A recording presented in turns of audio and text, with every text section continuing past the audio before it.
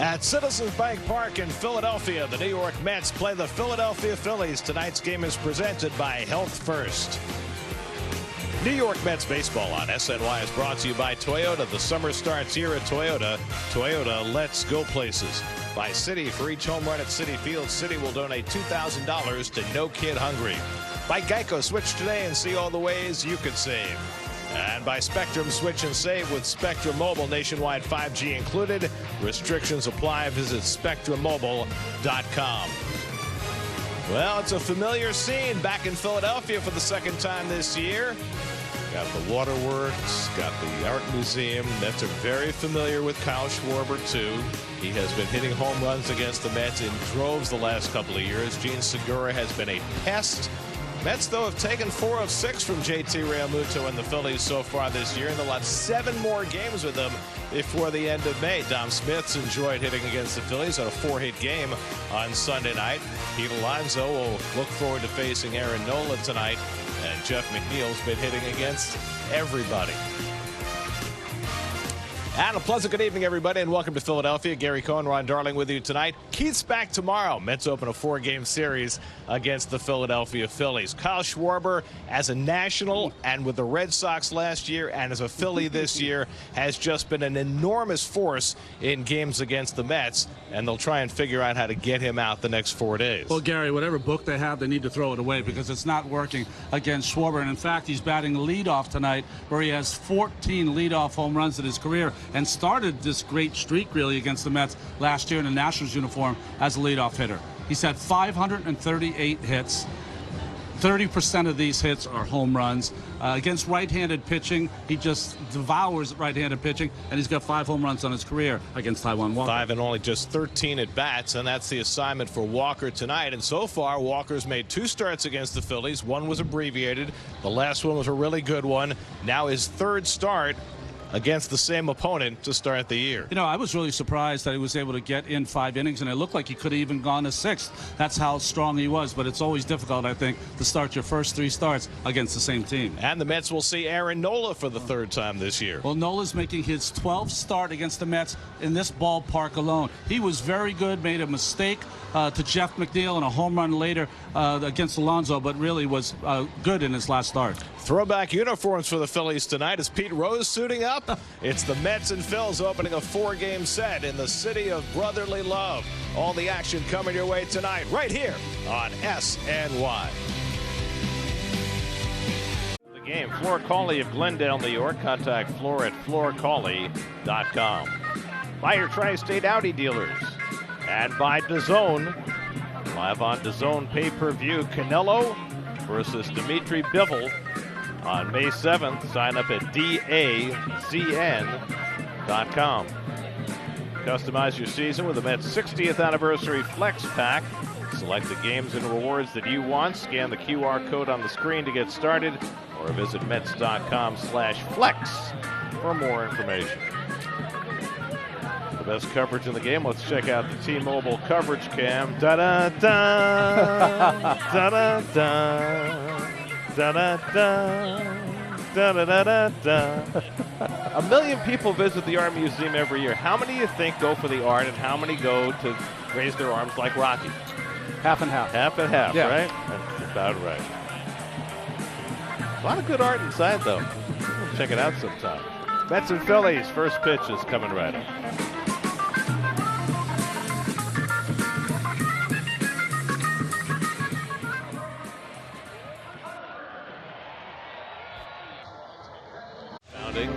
Independence Hall, where the Continental Congress drafted the Declaration of Independence.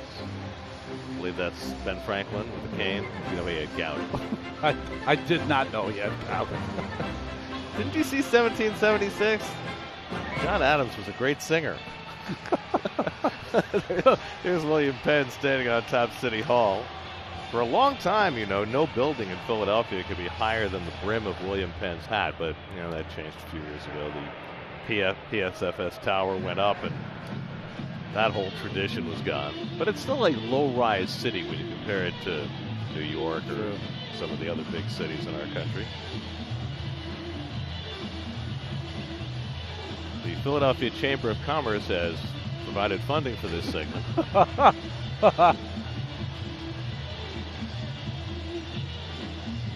Showalter and Joe Girardi exchanging pleasantries. We'll see if the pleasantries last. Last time these two teams saw each other on Sunday night, Buck got suspended for a game, as did his pitcher Yohan Lopez for throwing inside to Kyle Schwarber. We'll see if that continues. Geico starting lineup tonight. Pete Alonso playing first and Dom Smith DHing. Mark Canha back in the lineup in left field, as Jeff McNeil played there yesterday. McNeil at second base. And there's the Fanatic wearing his throwback uniform. This is the way the Phillies looked back in the 70s and 80s. That's right. With these powder blue uniforms with maroon trim as opposed to red. I really liked when they went from maroon to red. This was the uniform they wore when I pitched in my first ball game on September 6, 1983. They wore this uniform. So when you faced Morgan, Rose, and Schmidt, yes, they were wearing powder blues. Yes, they were. Pretty cool. Aaron Nola this year, this is his 12th time starting against the Mets here at Citizens Bank Park. The Phillies have pitched well in this park all year long. 15 home games, ERAs. As a team, it's below 3. The problem with them wearing the throwbacks is that the red in the graphic doesn't match the maroon in the uniform. Sounds like a graphic problem to me. Well, you know, our art department may have to spiff things up a little bit. Might have to go to the Philadelphia Art Museum and get some. Well, maybe. Just a little change in tone is all. I was talking to John Kruk about Nola just about 5 minutes ago, and I asked him how he's been throwing. He said he has been throwing great. The team just does not score runs when he's on the mound, and we saw that in his last start against the Mets. There's John Kruk. I tried that once in spring training game. Mets t-shirt didn't go very well for me. That was like a one and done. You got called on the carpet for that. I did. Defensively behind Nola, Alec Boehm at third base. Johan Camargo is going to get the start at short. Seguro, Hoskins, and of course Real Muto seems to play every day. And in the outfield, Herrera will be flanked by Kyle Schwarber and Nick Castellanos in right field. Remember, Bryce Harper is just DHing now with the bad arm. I did not get to ask before the game whether Didi Gregorius is out. You know, yesterday he had a collision with Kyle Schwarber, and it was actually Schwarber who got the worst of it because Didi's leg came up and hit Schwarber in the face. But Didi's sitting tonight, and they have been sharing time there at shortstop. Camargo's also been swinging the bat well. Schwarber built a little more solidly than Didi Gregorius. Yes, well,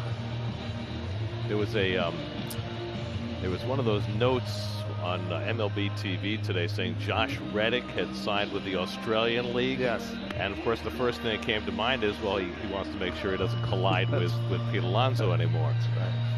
Remember that spring training game where Reddick went down like a felled tree.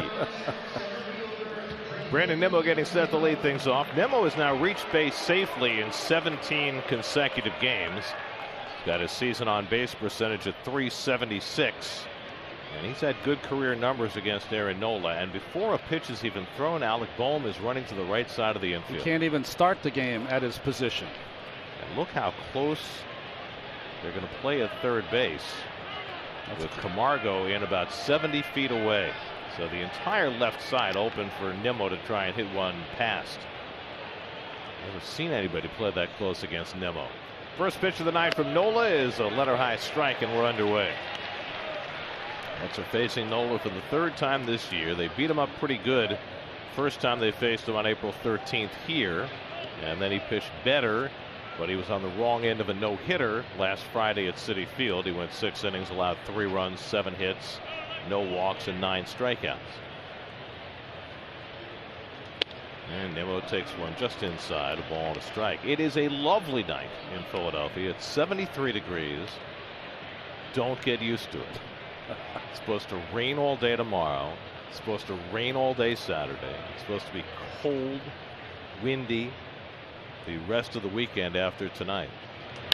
That's a 4-game series scheduled here, and there's already lots of conversation about, well, if they had to rain out a game tomorrow or if they had to rain one out Saturday, when would they make it up? The Phillies, after Sunday's game, are going to the West Coast. Yeah. I mean, there's been talk about playing a doubleheader on Sunday. Yeah. That usually is never the case as Camargo backs up. Mets and Phillies will have one more series here in Philadelphia in August, so it might be pushed back to then. Nimmo takes strike 3 called as Nola picks off the outside corner and has a strikeout to start the night. Quick work of Nimmo by Nola. Remember, it was on a hanging breaking ball that Nimmo hit a home run in the last series here. Nimmo giving Lindor some advice on what he saw from Nola. Well, let's see if Starling Marte gets a little different treatment. Marte's been swinging the bat very well this year, but mostly hitting fastballs. In fact, his OPS against breaking balls is the 8th lowest in the major leagues. And Nola, you know, has a great curveball, and he starts him with a curve in for a strike.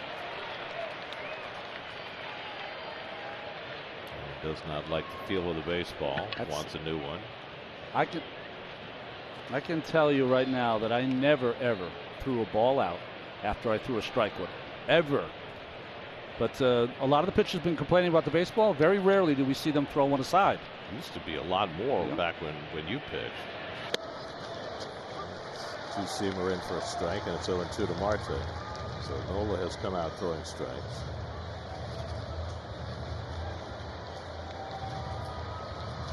Balls are not rubbed up as much as they were in my day. Much whiter than they were. Of course, the mud that they use to rub up the balls is from not far away from here on the Jersey side of the Delaware River. Very special and secret place where they dig up the mud that they rub up the baseballs with and have for many, many years. Might be the only thing the boss hasn't covered in his song. Does he know? There's the curveball to strike out Marte. So just as expected, Nola attacks him with 3 curveballs and 4 pitches. And he's got back-to-back strikeouts to start the night. Well, he's averaging almost a little over 11.5 strikeouts versus the Mets in his career. And a lot of them come on this excellent breaking ball. He throws at 2 speeds, one to get over for a strike and one that he throws a little harder for the strikeout. So 2 up and 2 set aside on strikeouts by Nola, who came into the day 6th in the National League in strikeouts. And he'll take on a struggling Francisco Lindor, who's hitless in his last 15 at-bats. And again, Camargo comes way in at third base. Lindor gets under one to center field, and Odubel Herrera drifts back a stride or 2. And that retires the side. Nola sets the Mets down 1-2-3 on 9 pitches. Taijuan Walker to the mound when we come back. On the numbers, nicely done, guys. Alec Bohm hit leadoff yesterday. He'll hit second now. He's been swinging the bat really well. Got him behind Schwarber, who you know all about his exploits. Harper still DHing. He's been doing that for about 3 weeks now. Here's Taijuan Walker, 3rd start of the year, all against the Phillies. He just wants to continue what the Mets have been doing. They're #1 in innings pitched. They're starting pitching, #1 in wins, and 3rd in ERA, 2.77. Walker made his season debut here, pitched 2 brilliant innings, left with shoulder bursitis. Came back on Saturday to throw 5 scoreless innings against the Phillies. And now his personal nemesis, Kyle Schwarber, will lead off. Schwarber 5 for 13 against Walker, and all 5 hits have been home runs. And Taijuan gets a 2-seamer in for a strike, and it's 1-1.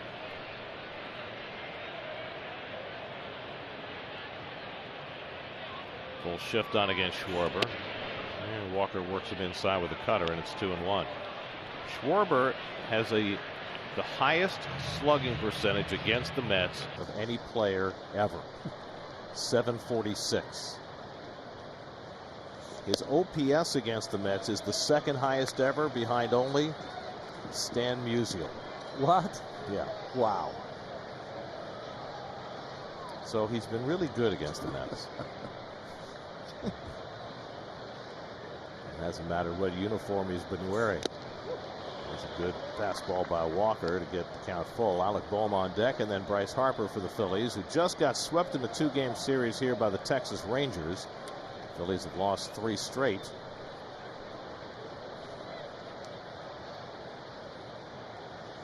And Schwarber takes it low, ball 4. And of course, that's the other piece for Schwarber, is that if he doesn't hit home runs, he usually is drawing walks.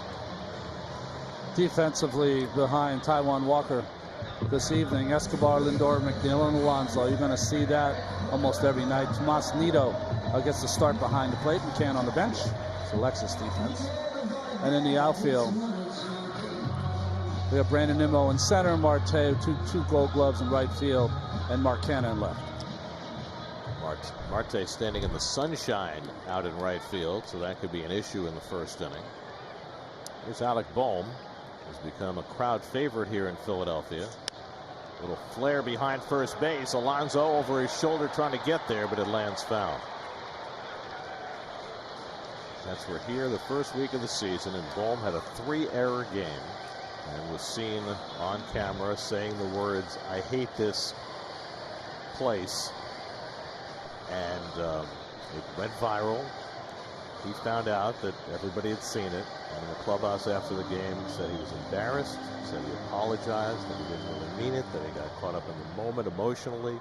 And the next day, and from that day forward, he has been treated like a hero. Why? Because he was honest. Life lesson, right? Ground ball to short. They're going to have to hurry to get to it. Lindor, in his haste, drops the ball. So Lindor, who made an error yesterday on a ground ball hit by Travis d'Arnaud, makes an error to put 2 men aboard in the first inning. Sometimes the lack of speed on a ground ball will produce an error. And what do I mean by that? He was trying to be really quick to get that to turn over to try to get Bohm in a double play. He didn't make the original play. 4th error of the year for Lindor. Mets have only made 9 errors as a team. They were tied for the fewest in the National League coming into the day. But Lindor has almost half of them. So an opportunity for Harper. Sorry, Gary. There's certain parks that you can't give a team extra outs. This is one apart. It's been an odd year for Harper so far. He's had the bad elbow, which has limited him to DHing the last few weeks. As Walker runs a cutter inside for ball 1. He's not walking nearly as much as he has in the past. He's swinging his first pitches more than he ever has before. But he's got 12 extra base hits, which is top 5 in the league, and is always dangerous. Schwarber at second, Bohm at first, nobody out. And Harper takes one up and away, and now Walker digging that hole a little deeper behind 2-0 with Nick Castellanos next. You're right. Harper's slow starts are a normal guy's regular starts. One thing about Harper, though, he does ground into double plays, 5 of them already this year, and that's what Walker's got to be thinking here.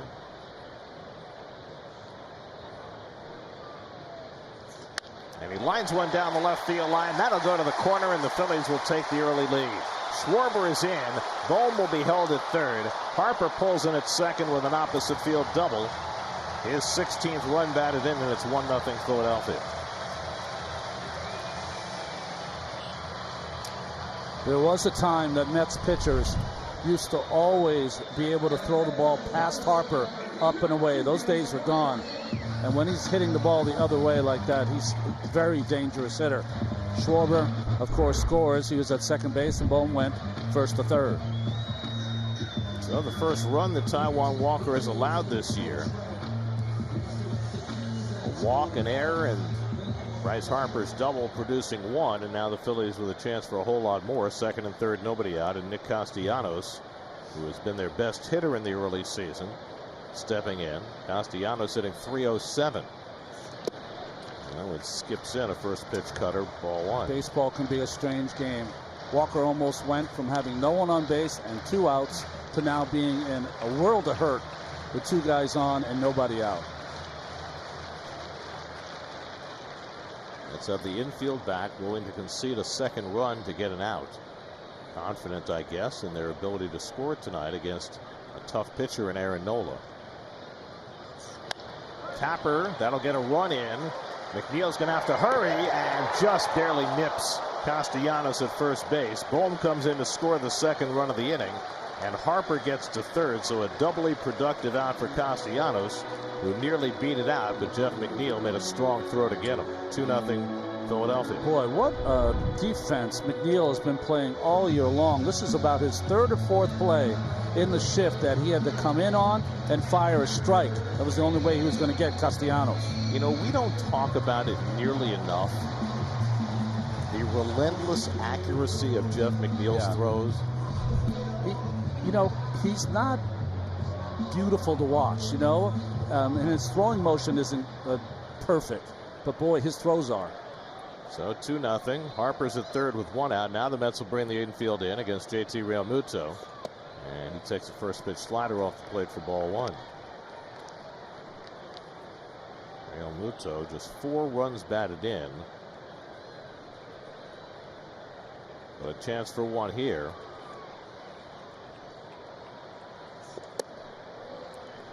And splitter taken low, and it's 2-0.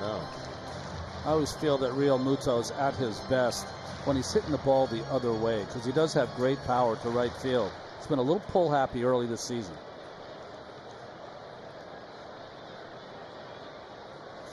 That's lined into center field, and Realmuto drives in the 3rd run of the inning.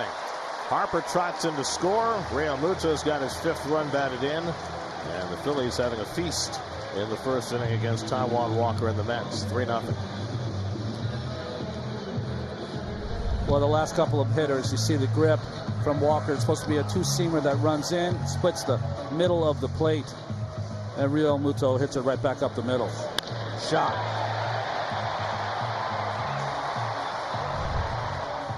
So 3 runs are home, still only 1 out.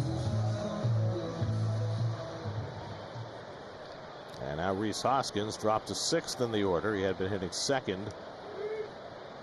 earlier in the season. But Hoskins hitting just 195 for the year. Mets have held him in check in the first 2 series. Hoskins just 3 for 21 against the Mets. So a very different kind of experience for Walker facing the Phillies for the 3rd straight time. First Met pitcher ever to face the same team in his first 3 starts of the year. And of course it's happenstance because of the schedule and his stint on the injured list. But I'd have to think there's at least some familiarity for the Phillies that works in their favor. Well, I tried doing it in the World Series 3 times in 10 days. It didn't work on that 10th day. It's been behind just about every hitter so far. 2-0 to Hoskins with Gene Segura on deck.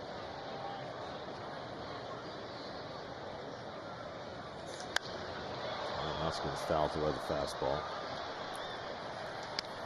Their stats with Lowe's, Phillies 7th in the National League in runs per game, 4th in home runs. So their offense has been fine. It's been a little spurty, I guess is the best way you can put it. Phillies have had 7 games where they've scored 7 or more runs, which is tied for the 2nd most in the majors. But they've also had 7 games where they've scored either 0 or 1, and that's tied for 3rd most in the majors. So it's kind of been all or nothing. And their nothing games a lot of times have happened in Aaron Nola's start. Not tonight. Well, the last time the Mets faced the Phillies in Aaron Nola's start, the Phillies didn't get a single hit. And now it's 3-1 to Hoskins. So none of Walker's secondary pitches are going where he wants them to right now. He's already walked 1 batter. That was Schwarber leading off the inning. Could have been a whole different inning had Lindor been able to handle the ground ball by Bohm. But he mishandled it, and the floodgates have been overwhelmed. So a fastball by Hoskins, and it's 3-2. That's used their long reliever Trevor Williams yesterday for 3 2/3. After Adam Ottavino had his rough go of it, and the Mets fell far behind, so Williams was able to save the rest of the bullpen, but certainly leads to the question of if Walker needs early help, whom the Mets would go to. 3-2 with 1 out, and checking on Realmuto, who might well be running here.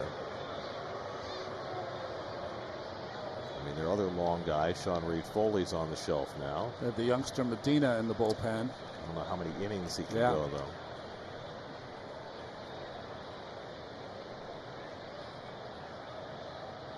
Long hold by Walker, not running, and it's too high. Ball 4, 2nd walk of the inning. And Jeremy Hefner is going to pay Walker a visit. So things have gone so well for Taijuan. In his first start, when he retired 6 straight hitters, striking out 4, but then came up with the shoulder problems. And then his return on Saturday, when he held the Phillies to just about nothing over 5 innings. But this is a very different kind of experience in this first inning tonight. Buck taking notes here in the first inning. He just hasn't been able to control any of his pitches. Even his fastball has been off the mark.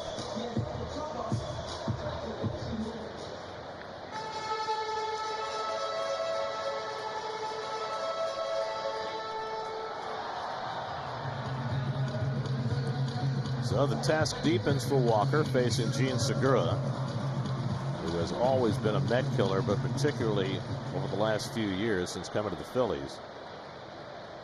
He's 3 for 12 with a home run against Taiwan. And Segura off the fists of foul ball, 0-1.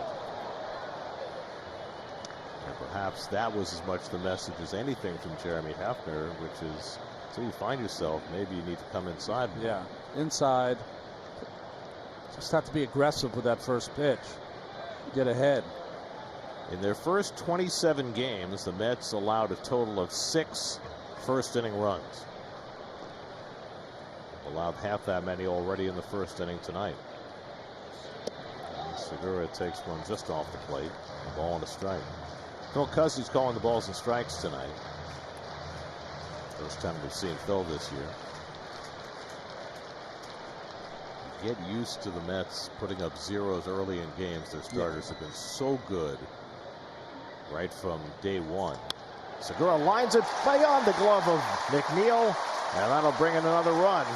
Realmuto scores, and this inning's shaping up like that 6th inning yesterday against the Braves, where the Mets just can't find the escape hatch. Segura with the 3rd hit of the inning, and it's 4-0 Philadelphia. Well, that hit looked reminiscent of the hit by Realmuto. Again, a two-seamer supposed to be away, middle of the plate. And a rope over the head of McNeil by him before he could even get there. Great base running by Realmuto, sorry. He read it perfectly, and Hoskins was fooled at first base and even went back until he proceeded to second base. No action as yet in the Mets bullpen as the number 8 hitter Odubel Herrera steps in. First and second, still only 1 out, 4 runs in, and Herrera socks one to center, but it's playable for Nimmo. Tagging at second is Hoskins, but he won't go anywhere as Nimmo gets it in, and that's the 2nd out. So Herrera, who hadn't played the last couple of days because of allergies, swings at the first pitch he sees and flies out, and that gives Walker some solace, a chance to get through the inning. As far as rating, is allergies better than fatigue, or fatigue better than allergies? You know, here's the thing about allergies. They generally present symptoms. Fatigue is just, I'm too tired. But it also depends on your status, right? I mean, we were talking about Travis Demeritte, who was scratched yesterday because of fatigue after playing all 18 innings of the doubleheader the day before. If you're Matt Olson, or if you're Dansby Swanson, and you're playing every day, and you have a secure position on the team, it's okay to be fatigued. If you're Travis Demeritte, who's trying to establish himself in the big leagues, not okay to be fatigued. Or at least, let's put it this way, you don't want the world to know that you're fatigued. It's honest. That's all we can say. Johan Camargo hitting 9th in the order, playing shortstop tonight. His 15th start at 3 different positions. And he has swung the bat well, hitting .268 with a couple of home runs. 6 for 12 with runners in scoring position for Camargo, the former Brave. Hoskins at second, Segura at first. 29th pitch of the inning for Taiwan, and it's up and away, 1-2.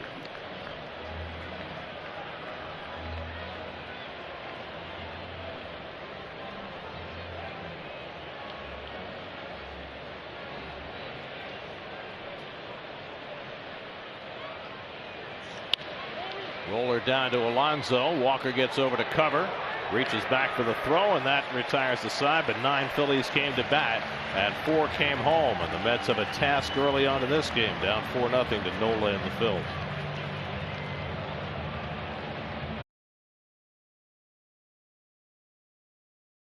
With the Mets an early 4-0 hole. Oh, I love this graphic. It shows you how Nola changes his game plan against Alonso from what he's thrown his entire career. He ups the changeups about 7%. The curveball is down. Very rare that he throw a 4-seamer either. Starts with a 2-seamer that's down for ball 1. So he feels better with that 2-seamer running in, which makes more sense against Pete. But the curveball down, but changeups, lots of them. He has 4 career home runs against Nola.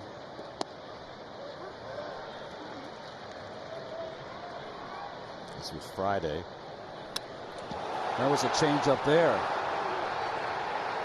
And Alonso hit deep into the night. Certainly not where Nola intended it to be.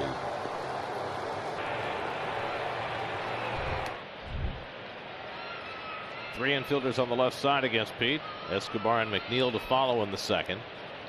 And Alonso shoots one into center field for a base hit. And again, he uses the right side of the field. We've seen so much of that from Pete in recent weeks. We have, Gary, and you see from the side swing how level Pete stays on that high pitch. That's the key to handling that pitch, not swinging up. But when he first started hitting the ball to right field, he had a lot of soft hits, but no longer hitting it with authority over there. So the Mets have their first base runner of the night after Nola got the side in order in the first. And here's Eduardo Escobar. We were talking about Marte earlier and his struggles against the breaking balls. Escobar's been the opposite. He has a 1286 OPS against breaking balls, third best in the major leagues. And he gets a fastball that misses high for ball one. Three infielders on the right side against Escobar. Willie Bohm does a lot of running back and forth in the course of the game.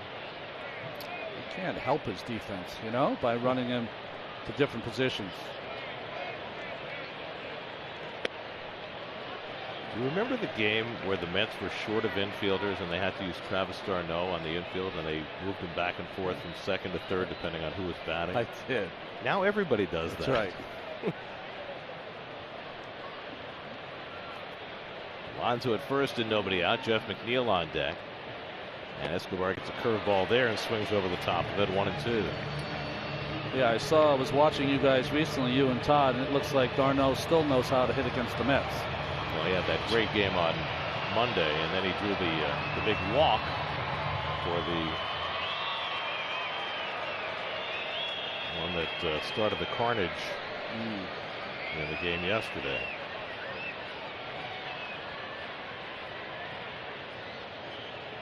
And that strike three call, two-seamer came right back over the inside corner to get Escobar. And that's the third strikeout for Nola, one down in the second. Well, that was his game plan against Escobar. 3 fastballs inside, 2 of them for strikes, and the last one to put Escobar away. You can see that front hip flinch at that ball that starts at him and then comes over the middle of the plate. So 1 out and 1 on. Now McNeil. Jeff starts the day 5th in the National League in batting and 10th in on base percentage. And they shift against him. We talked ad nauseum about McNeil on the shift in the Atlanta series. And we'll probably talk more as long as teams continue to shift him and he continues to find ways to exploit the holes.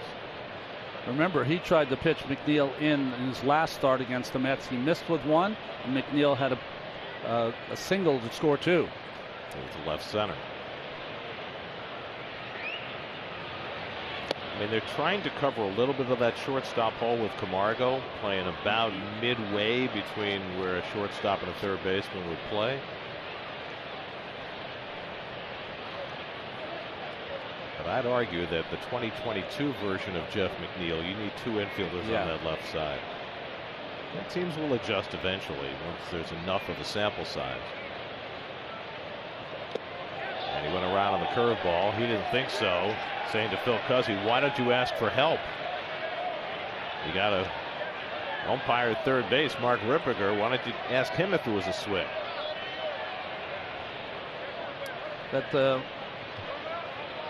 See Buck getting all over Cuzzi. That's very common.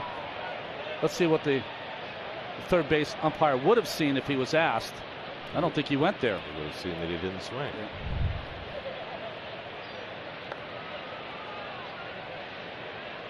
Changes what would have been a 3-0 count to 2-1. And McNeil lifts one toward the left field line. That'll slice away and go foul. And it's 2-2.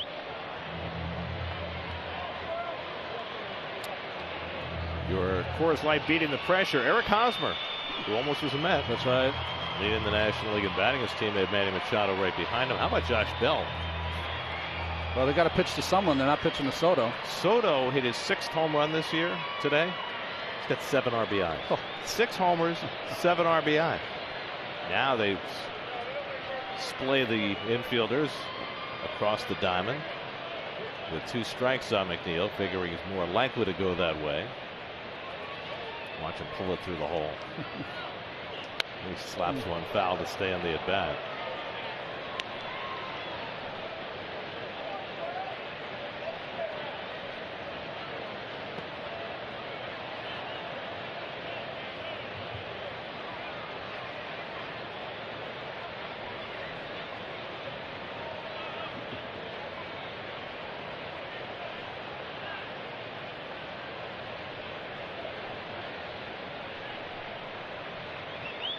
Two coming to McNeil, and he lays off the changeup, and it's a full count.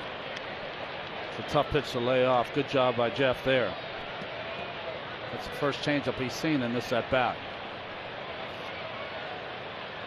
See if he comes back with that 2-seamer that he used against Escobar for the strikeout. See, manipulating that ball. The ball is so white, it's like a pearl. Cue ball. Alonso at first, not running, and McNeil takes it high, ball 4. So the Mets have 2 men on. It's a really good turn at bat for Jeff McNeil. Despite the check swing call by Cuzzy. There's the rest of the crew. Corey Blazer, Shane Livensparger, and Mark Ripperker with the crew chief Cuzzy. So a chance for the Mets with 1 big swing to get right back in this, down 4-0 in the second. Mark Canha the batter. Canha went 3 for 10 in the Atlanta series, including his first home run as a Met. He's got his on base percentage up to .405.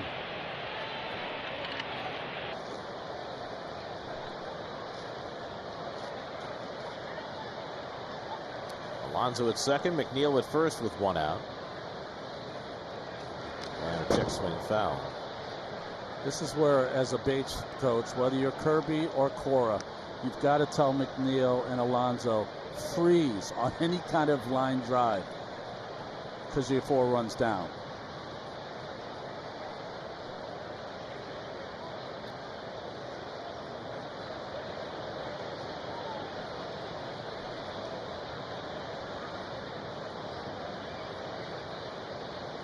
Do you play that differently, 4 runs down, when you're this early in the game, as opposed to, say, you're 4 runs down later? Yeah, I was watching Pete, and Pete was kind of dancing off second, and all I could think of is don't get too amped up out there. You're down 4 runs, but you're right. You got plenty of time, especially in this ballpark. Yeah, all you need to do is chip away. The problem is that you can come back with 4 runs, but is that all Philadelphia is going to get tonight? Probably not. When we were here earlier this year, the wind was blowing in. It's not blowing in tonight. It's the warmest night we've had in Philadelphia, and there's not much of a breeze, but what there is blowing out the way it normally does. And there's a nice jet stream in this park out to left center.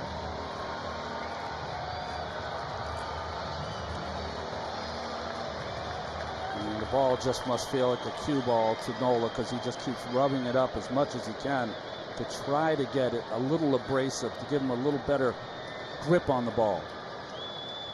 Sure, it would work. 1-2 coming to Canha. And it's outside. Good take, and it's 2-2. Dom Smith is hitting 8th in the order, and he is on deck. Nola had an easy time of it in the first inning. 1, 2, 3, 9 pitches. With a leadoff single by Alonso, a 1-out walk to McNeil, and the Mets trying to come right back after giving up a 4 spot in the first inning.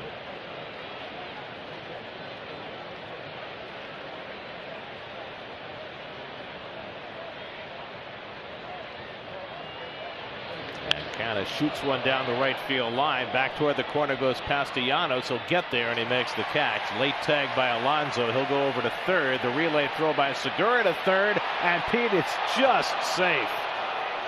Alonso did not initially go back to tag. He was halfway, and after the ball was caught by Castellanos, He went back to tag, and he nearly got doubled up. Well, Castellanos just threw it in. If he put a little more on it to Segura, they might have had him at third base. It was close anyway. Now Alonso goes back, but what happens here is he slips. Once he slipped there, he should have just stayed at second base. Again, 4 runs down. Not an elegant run. Slide. But he did get there. And stayed on the bag. Bohm put on the tag. McNeil stayed put at first base.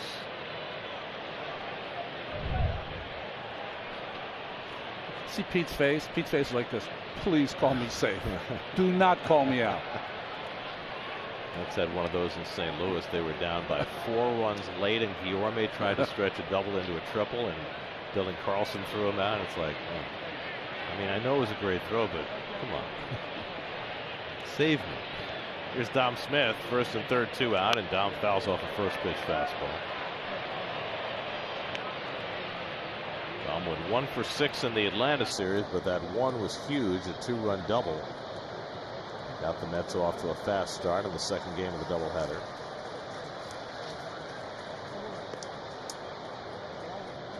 Last time the Mets played the Phillies, Dom had a 4-hit game on Sunday night. One good curveball by Nola to get ahead 0-2. Watch Nola. He'll rub his forearm. He'll rub the ball. He'll sometimes put moisture from his lips or tongue onto the ball, onto his hands, then onto the ball as he tries to get some kind of grip on it. Alonso at third, McNeil at first, 2 out. And Dom gets a curve and counts the foul. Mets are on a stretch of 14 straight games against the National League East. They're 4-3 in this stretch. They've got 4 here and then 3 in Washington to close out this 2 weeks of all division play. Let's begin the night with a 4.5 game lead in the division. Phillies are in 4th place, 6 games back. This is big for them. Not season crushing, but big. And Dom lays off a curve that Real Muto is able to block and keep Alonso at third. I don't think anyone does it any better than Real Muto. The ability to have one knee down, his right leg straight, and still to maneuver on his haunches there to get over in front of that breaking ball. It's got great quickness for a catcher.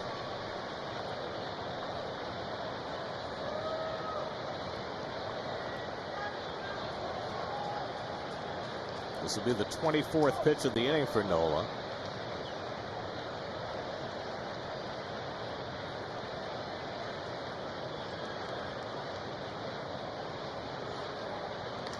Dom hits one well to center field. Herrera back, though. He should have room. On the warning track, he makes the catch. Side retired. Mets strand a couple in the second. 4-0 Philly. In-game video highlights, live pitch-by-pitch, breaking news, player updates, stat leaderboards, and more for your New York Mets. Well, Taijuan Walker will try and start from scratch. Top of the batting order after 9 Phillies came to bat in the first inning. Started with a walk to Kyle Schwarber. Then an error. And RBIs for Harper, Castellanos, Real Muto, and Segura. Ball on a strike to Schwarber. I remember Schwarber going down like with his knee the way he is on low pitches. I know he hit that changeup against the Mets for a home run that he almost fell to a knee. Yeah, he did. He looked like Adrian Beltre. Yeah. Let's have the triangle shift on against him. And catches the inside edge. 1-2. Escobar moving a little bit further over toward second base with 2 strikes. And Schwarber hits it that way toward the left field corner, and that's going to be down for an extra base hit. So Schwarber, like Harper, going the other way, and he's got himself a double to start the bottom of the second.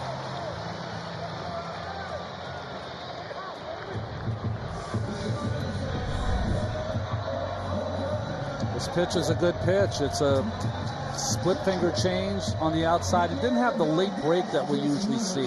It was kind of had a lazy break down and away. So the second inning starts no better than the first for Walker.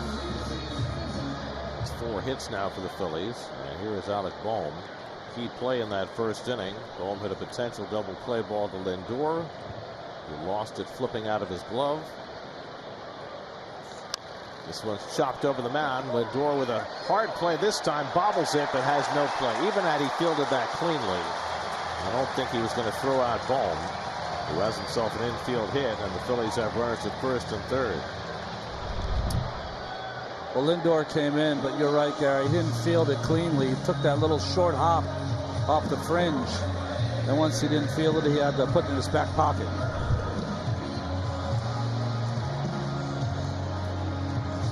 Nightmare continues for Walker, an inning plus, 4 runs and 5 hits, and now here's Harper. It's 11th batter faced, Gary. He's retired 3 of them. Field back at double play depth. Hard to do that down by 4 runs, but what choice do you have? Harper takes a big hack and a splitter and misses, nothing in 1. Here's the overhead of a Schwarber's double to lead off this inning. See how deep it gets. Almost gets to the glove of Nido before he just kind of whacks it down that left field line.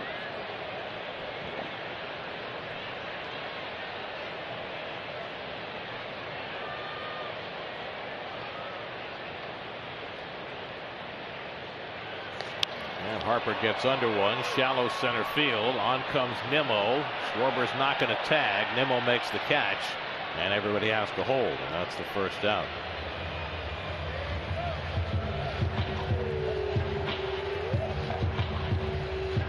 So when Walker able to breathe for a moment as Harper pops one up, and now Nick Castellanos comes up.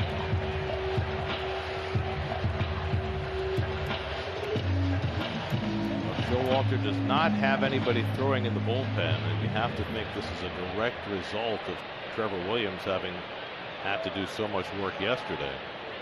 If they don't have a natural long man, they would have to use 4 or 5 guys to get through the game if they were to pull Taijuan early.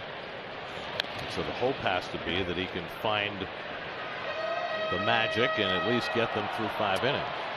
I remember one of the most courageous starts ever was at this ballpark by El Duque, if you remember it right. He had a similar start.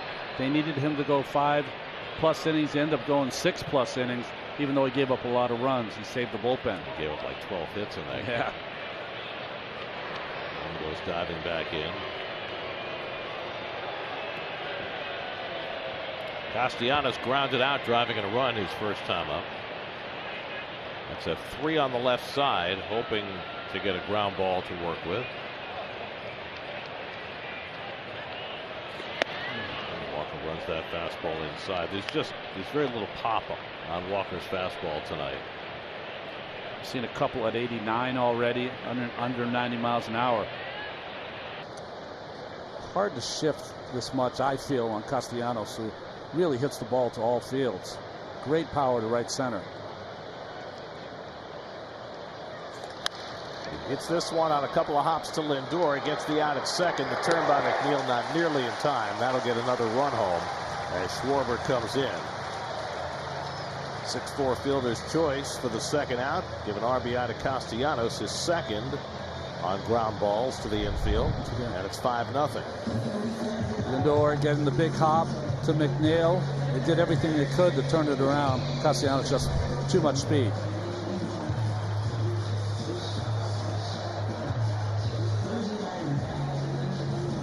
Phillies, after a 4-run first, tack one on here in the second.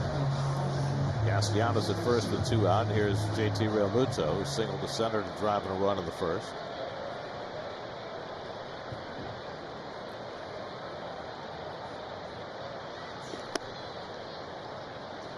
Takes the slider upstairs for ball 1.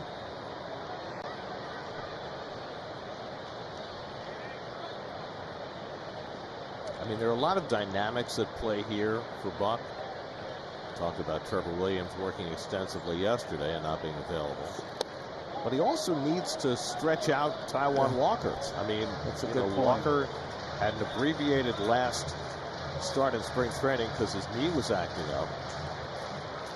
Then he had to leave his first start of the year after 2 innings when his shoulder started barking. Came back and threw 5 innings, 73 pitches on Saturday.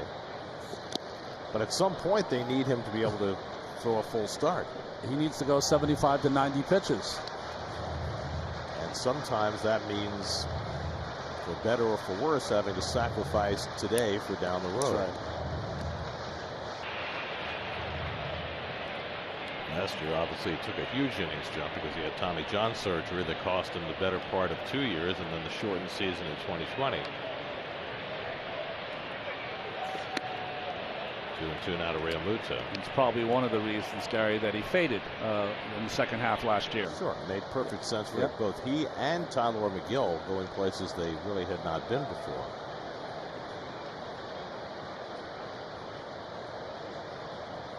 And Realmuto goes for a splitter and just got a piece of it.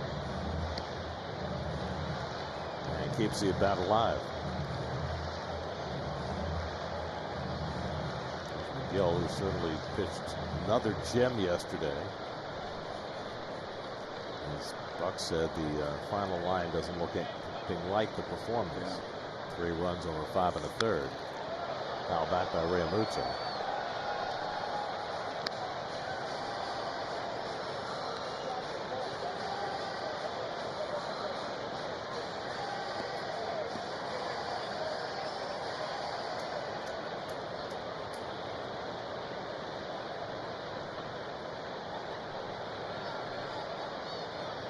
Castellanos at first with 2 out, a run home for the Phillies here in the second.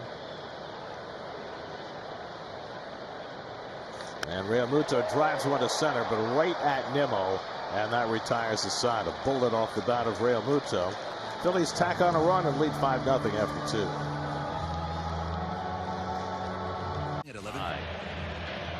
Shouldn't it be like extra innings with a runner at second, or a shootout, or both teams get possession in overtime, something? Who lasts the longest will win it.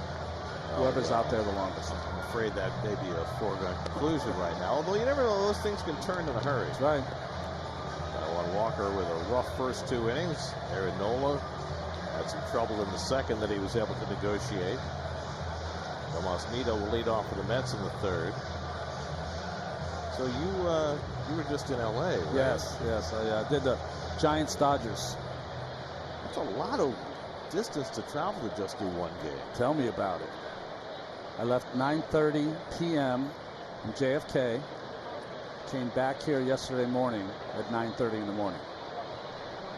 You mean took off at 9:30? Took off at Then you 9:30. Fly all day. Fly when you all come day. east. Got here for dinner time with you. Nido takes a strike. Nido 7 for 35 to start the year.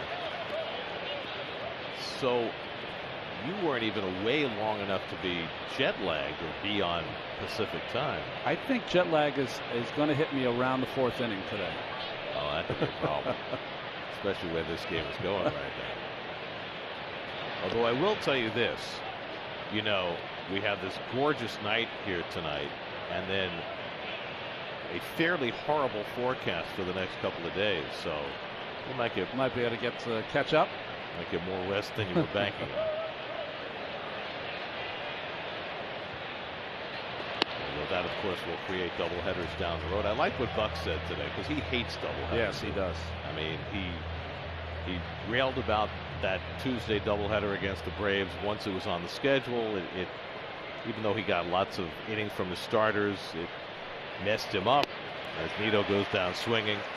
He said, I don't care if it's a monsoon. I want to play the game. Yeah, I think most of the ball players are like that. If they're at the park, let's get it in. Same for announcers, I guess, too. Well, we don't get wet, so it's really easy for us. Right. Except in Atlanta, where the rain blows in the booth. Brandon Nimmo is at the plate. A very distracted Steve Gelbs is with us tonight. Steve? Gary, more than you know. The Wi-Fi is not working. I have almost no cell service, so I am almost entirely in the dark. when it comes to the Ranger game tonight, although Greg Picker, our producer, is giving me updates in my ear right now. And you'd think, that's probably a better thing professionally for me. I'm here to watch the Mets game, right? But my mind is elsewhere now. I need the split focus needs to be there. I would have been professional. I would have paid about 20% to the Mets and 80 to the Rangers, and now it's like 100. Yeah. So did you have a report on Brandon Nimmo? Oh, is that? That's right. Okay. See, I told you it was about 100%, but I'm thinking about something else. Brandon Nimmo is about as good at pitch recognition as it gets in the game, and so I asked him, what is so difficult about Aaron Nola's curveball to pick it up? And he said it's a couple of things, but the most important thing when it comes to Aaron Nola's curveball is that he throws varying speeds. So he's got one that he uses just to get over for a strike, and then another one that really darts across the plate. It's almost like to a lefty, a back foot curveball. And it really looks exactly the same as Nimmo lines this one out to first base. He hit that curveball. That was a slower one. But he said it's really difficult to recognize which is which until the last second. They look almost exactly the same coming in. And so, if you commit to that one that's the real sharp one, you're going to swing over it. And it's even more difficult when Nola's got the really good velocity going because you have less time to make a decision on what that pitch is. He also said that from a lefty perspective, the angle at which Nola throws the curveball, it's almost in the other's batter's box. And even though it's going to break back over the plate, it comes at you from a point of view where it always seems like it's going to stay on the outside part and outside of the plate. In that report, Steve, it really indicates that Nola's kind of a throwback. Most pitchers 20, 30 years ago would have two different breaking pitches, one to use for strike and one to use for a strikeout. Marte hits a sharp grounder right at Camargo, and that retires the side. Steve, by the way, it's 1-1 Pittsburgh and the Rangers, and Pittsburgh just hit the post. Pittsburgh hit the post? Yes. I'm not one to root against the Rangers, but if they have a long Stanley Cup run, we lose Steve for like half a season. Send them home. That's true.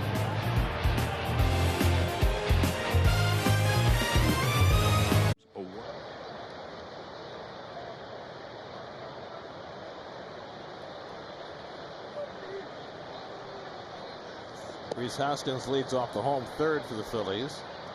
Hoskins drew a walk in the midst of their 4-run first inning. It'll be Hoskins, Gene Segura, and Odubel Herrera, 6, 7, and 8 in the Phillies batting order against Taijuan Walker, who perseveres into the third after giving up 4 runs in the first and 1 in the second. And he misses with a slider, and it's 1-1. If you look at this Phillies team and the way that they create offense, let's hit into the shift. Lindor to his left. He'll have time, and he throws out Hoskins one away. They are very much a fastball hitting team. The Phillies are second in the majors in OPS against fastballs. They're only 17th in the majors in OPS against non-fastballs, and they chase a lot, second highest chase rate. So if you're Taijuan Walker and you're going into a game against the Phillies with a game plan, you figure, okay, if I'm not going to pitch to their strengths, I'm going to throw a lot of secondary pitches. Yeah. They're going to chase them out of the strike zone. So far, though, that hasn't happened. Well, he's missed the mark with his breaking ball. So that what has happened, he's ended up in 2-0, 3-1 counts and fastball counts, and that's why they've taken advantage of him so far. And sometimes those chase rates can be a little misleading because the chasing comes if you get ahead. Yeah. That's lined toward the hole and into center field, a base hit for Segura, and he's 2 for 2. On a fastball. No, you're right. The chase rate only comes into play, as you see the side view here. Segura's always had a nice quick stroke, very quick bat. Chase rate comes when you've put players in a defensive position at the plate where they have to swing. Up and in, turned on by Segura.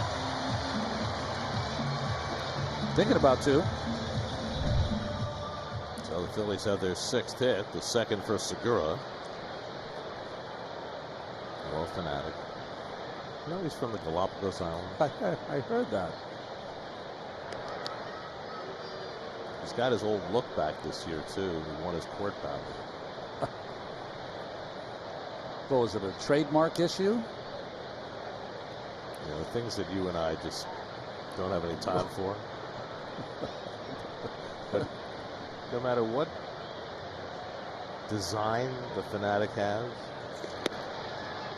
he's relentlessly hilarious. He's hilarious and beloved. Well, there are plenty of mascots that are beloved who are not hilarious. That's true. I mean, that's familiarity. But this guy, indeed, he's a guy.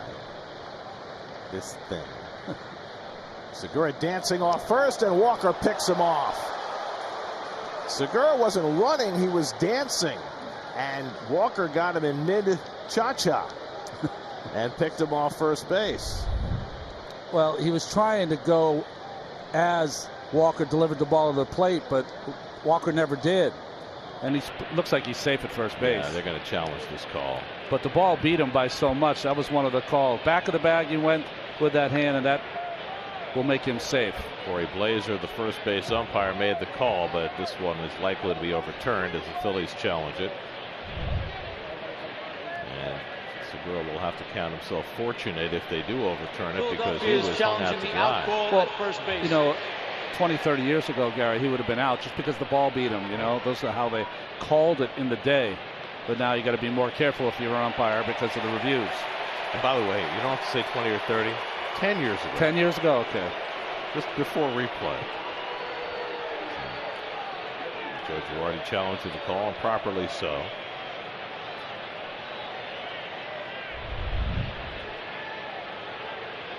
I mean, Peter did everything he could do to drop that tag on him, but Segura just a little quicker. You know what he could have done? Yeah. He could have been born left-handed.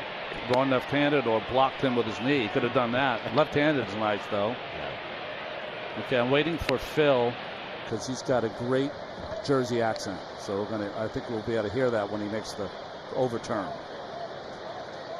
Only if he turns his mic on. Yeah. Sometimes that's been an issue. I don't know why it's taking so long. Alfonso Marquez and Jerry Meals are the crew chiefs in the replay center, adjudicating this call.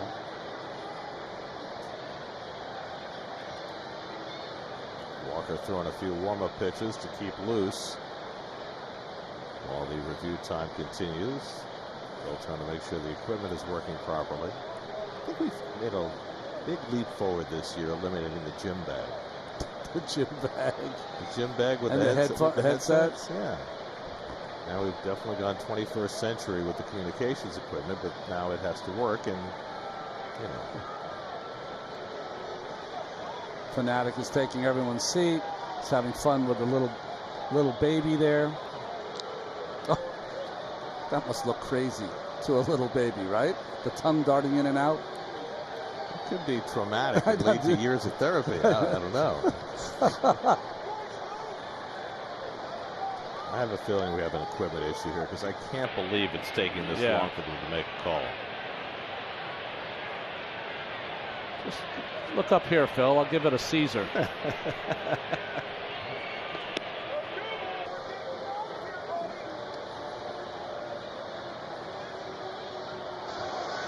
The call on the field is overturned.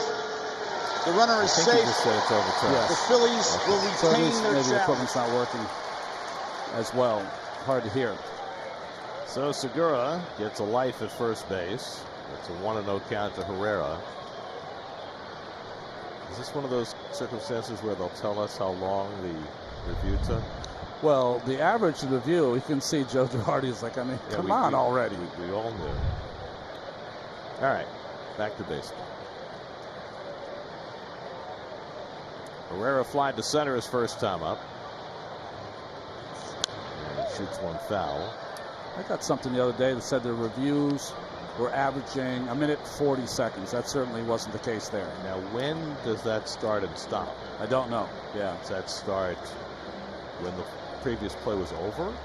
Does it start when the manager signals that he wants a review? Does it start when the umpire puts the earpiece in his ear? Well, we've been known here in the booth to time things. We could start our own clock. Like the Dice-K clock? Yeah, the Dice-K clock. By the way, did you see Dice-K was back at Fenway Park? Yes. working as a reporter for Japanese TV. That's great. That is great. Of course, he was probably only there because Shohei Ohtani was in town with the Angels, and Ohtani really showed off today. And I think the Red Sox, do they have a Japanese pitcher, Sawamura? Yeah. Yes, they do. But Ohtani, 7 scoreless, 11 strikeouts, and oh, by the way, a couple of hits. And what did you tell me about one of his hits? It hit the green monster, and his number, which is next to the Angels, signifying he's starting today, it knocked it down, knocked it out. Toward the hole, and Herrera's got a base hit.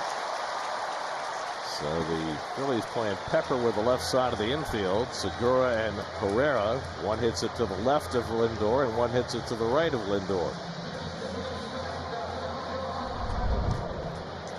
Well, good hitting from Herrera again, just like the Schwarber hit. Waited till the last second to hit that ball to left field. Took it out of the catcher's glove practically. So let me get this straight, because I did not see the video.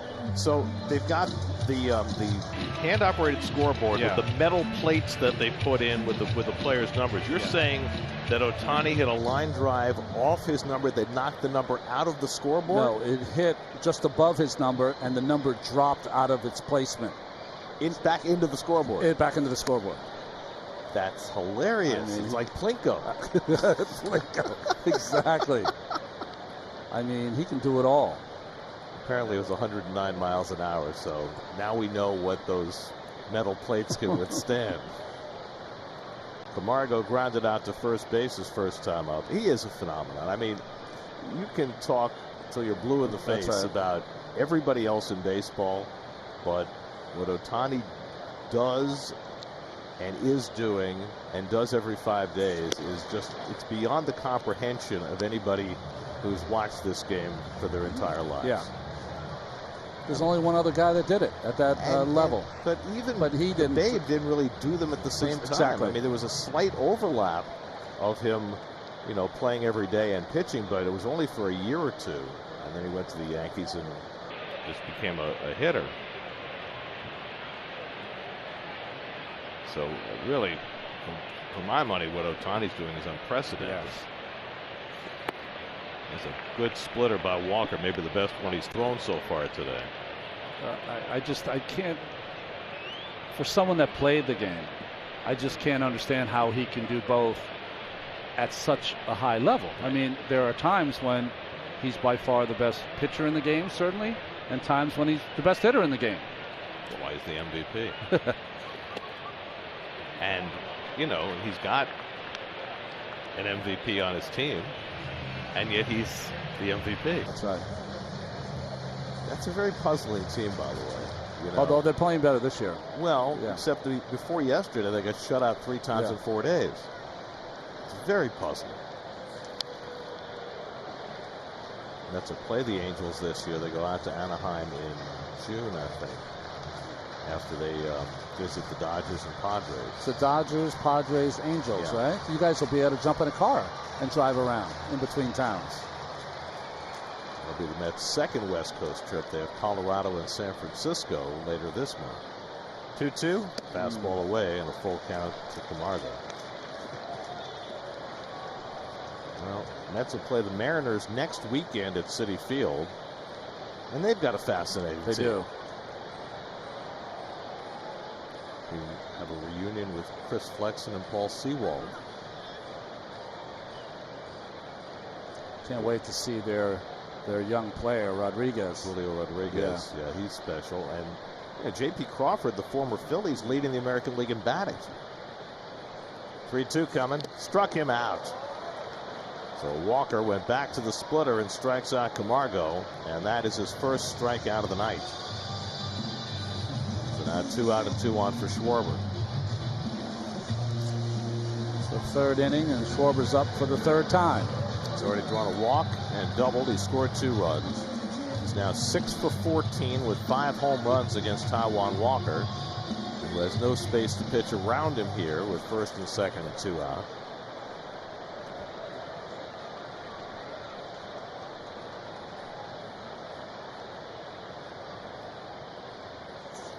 I mean, there seems not to be any rhyme or reason about how to pitch Schwarber if he's hot. That's right. You know, he goes through stages where he'll swing and miss a lot. You'll get a lot of strikeouts. But when he's red hot, which he always seems to be against the Mets, not a lot of places you can go. Unless you get ahead, you can make him chase. Max probably saying, I don't know how to get him out. Hit 2 bombs off me. That's popped foul backing out of play. I mean, the 2 home runs he hit against Scherzer, one was a fastball. Yeah. And one was that changeup where he went down to 1 knee. It was a good changeup, yeah, too. It was a good pitch.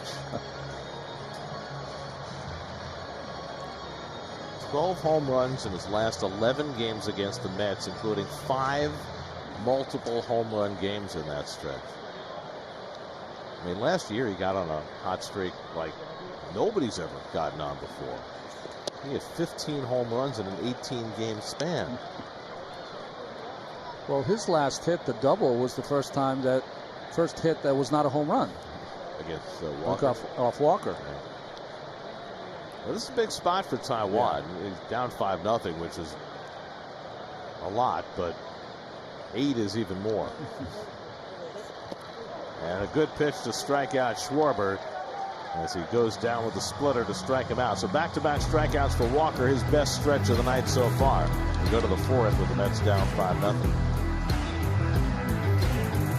Cover the remainder of the series. Max Scherzer goes tomorrow night against Kyle Gibson. Saturday, Chris Bassett and Zach Eflin.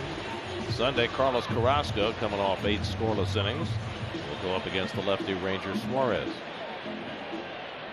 And then the Mets and Phillies have another series at Citi Field at the end of May. 13 of the Mets' first 49 games will be against the Phillies. It's crazy, right? And all the Braves games are saved for the end of the year, right? Or a lot of them. 12 in August and September. Right, we don't see the Braves again till I think July in Atlanta, and then the last 4 series are in, as you say, August and September. Francisco Lindor trying to fight his way out of a slump right now, and that curveball from Nola is no antidote. Lindor flied to center his first time up, now 0 for his last 16.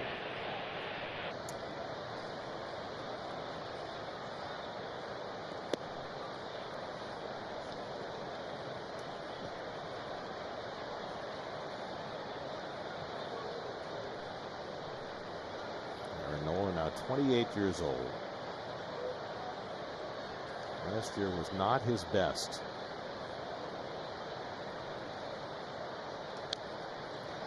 And he has gone from being the ace of this staff to being something less than that. He did make his 5th straight opening day start, but that's because Zach Wheeler wasn't available.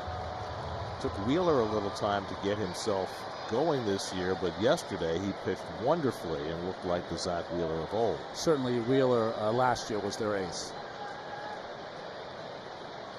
2-2 coming to Lindor, and the curveball bounced slowly down to first, and Hoskins will take it himself. 1 out. 6 in a row now for Nola. Well, there's the series so far. Mets have won 4 of 6, and the starting pitching has been the big story there. It's the last time you saw a bullpen ERA where the Phillies had the advantage over the Mets, but small sample size. Phillies have had the home run advantage, but the Mets have had the runs scored advantage, and that's really a big story of the Mets season. This year, this year just 27% of the Mets runs have come on home runs. The last 4 years combined 44% of their runs on home runs. There's Alonso at a base hit to right center his first time up. That's been the only hit for the Mets so far. There you see the numbers. I mean, that bespeaks a lot of things, but most importantly, an approach that has changed greatly. And I think nobody exemplifies that more than Alonso, who, you know, he'll still hit his home runs, but he is, especially with 2 strikes, looking to put the ball in play. So far, one of the themes to me, Gary, and seeing a lot of games, is line softly to the shortstop, and Camargo's got it 2 out. One of the themes is the warning track fly ball. How many have we seen so far? Well, the Mets hit 2 balls in the 2nd inning that a couple of years ago, both go out of the park. The one Canna hit to right field, the one Dom Smith hit to the warning track in center. It is clear that the baseball is not traveling this year, and teams that are going to continue to try and wail to hit home runs might struggle over the long term. Or maybe if the weather gets warmer that will change. Yeah. And I don't know the answer to that. No. The answer lies somewhere in the core of the baseball. All I know is two players for the Dodgers, Bellinger and Muncy, felt like they covered 2 balls in the game I did, and they both came back looking up to the skies like, what is going on? And those are 2 legitimate home runners. Legitimate home run hitters. They know when they get it or not. So, I mean, it was clear last year that baseball was trying to make the adjustment to deaden the ball somewhat, and turned out that they ended up using a mix of balls last year. But whatever their goal was in terms of creating more drag on the ball, having it fly less far, it appears as though they've been successful. Now the question is, how do the players adjust to that? It's a good 2-seamer by Nola to strike out Escobar. And that's his 5th strikeout of the night, and Nola's now gone on a roll. He's retired 8 in a row. He's got a 5-0 lead in the 4th. About that. Yeah, I think I'm just trying to, hit it where they're not. Like, that's really all it is, if they were shifting me last year, I just wanted to hit something hard, They were like, just drive the ball, not drive the ball, but just, hit something hard. Don't try to beat the shift. Just, put a good swing on it. So, all right.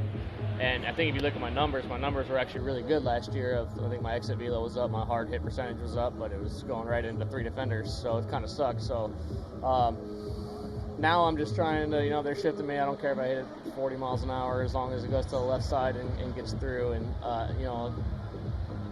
it's like my expected numbers aren't great. Yeah, he hits the ball soft. Yeah, but there's nobody there, and I'm trying to do that. So I think that's where it's going to, help me. Is it? Hallelujah. I mean, look, we all know that on a grand scale, over the course of time, that balls hit harder result in more hits, and balls hit softer result in more outs.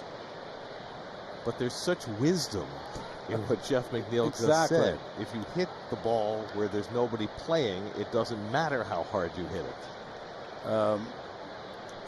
And in today's game, we hear all about the athletes will live and die sometimes. Bohm lines this to Nimmo in center field. They'll live and die over the word they'll use a lot, process. If I'm just going through the process, then there's nothing wrong with my game. Right. And what McNeil is saying is that I am going to forget about the process, and I'm going to get results because I know hitting it into 3 defenders puts me in harm's way. Well, also what he's doing is changing the process. If the process is trying to hit fly balls and hit the ball as hard as you can, that's one process. If your process is to look around the field and see where nobody's playing and try to hit the ball where nobody's playing, it's a different process. And he's one of the rare hitters who can do that. But I thought that it was interesting that he referenced exit velo, he referenced hard hit rate, and he said this year my expected batting average is lower because that's based on exit velocity and launch angle and such things. That's a long drive by Harper, and forget that. That's to the moon. Wow.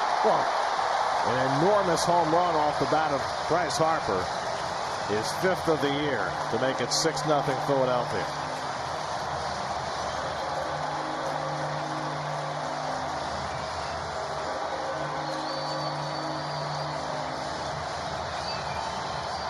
See, that had both processes. He hit it really hard, and he hit it where nobody was playing.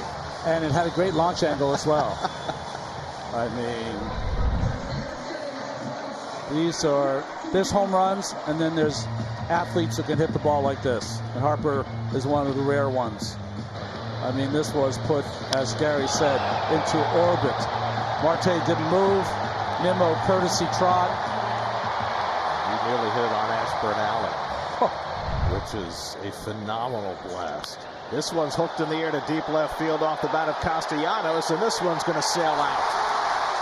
Not quite to the moon, but it's back-to-back homers for Harper and Castellanos, and it's 7-0 Philadelphia.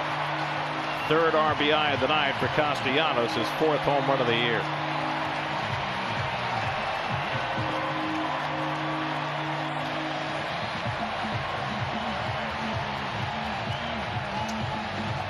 Well, a little different home run there from Castellanos. He hit that one. Sometimes you call a guy hits a home run a back leg home run. That was Harper's.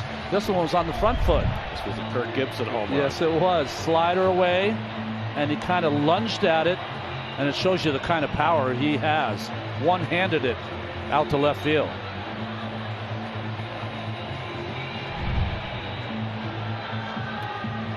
It has not been a fun night for Taijuan Walker. Up until the last few minutes, he had not given up a home run this year.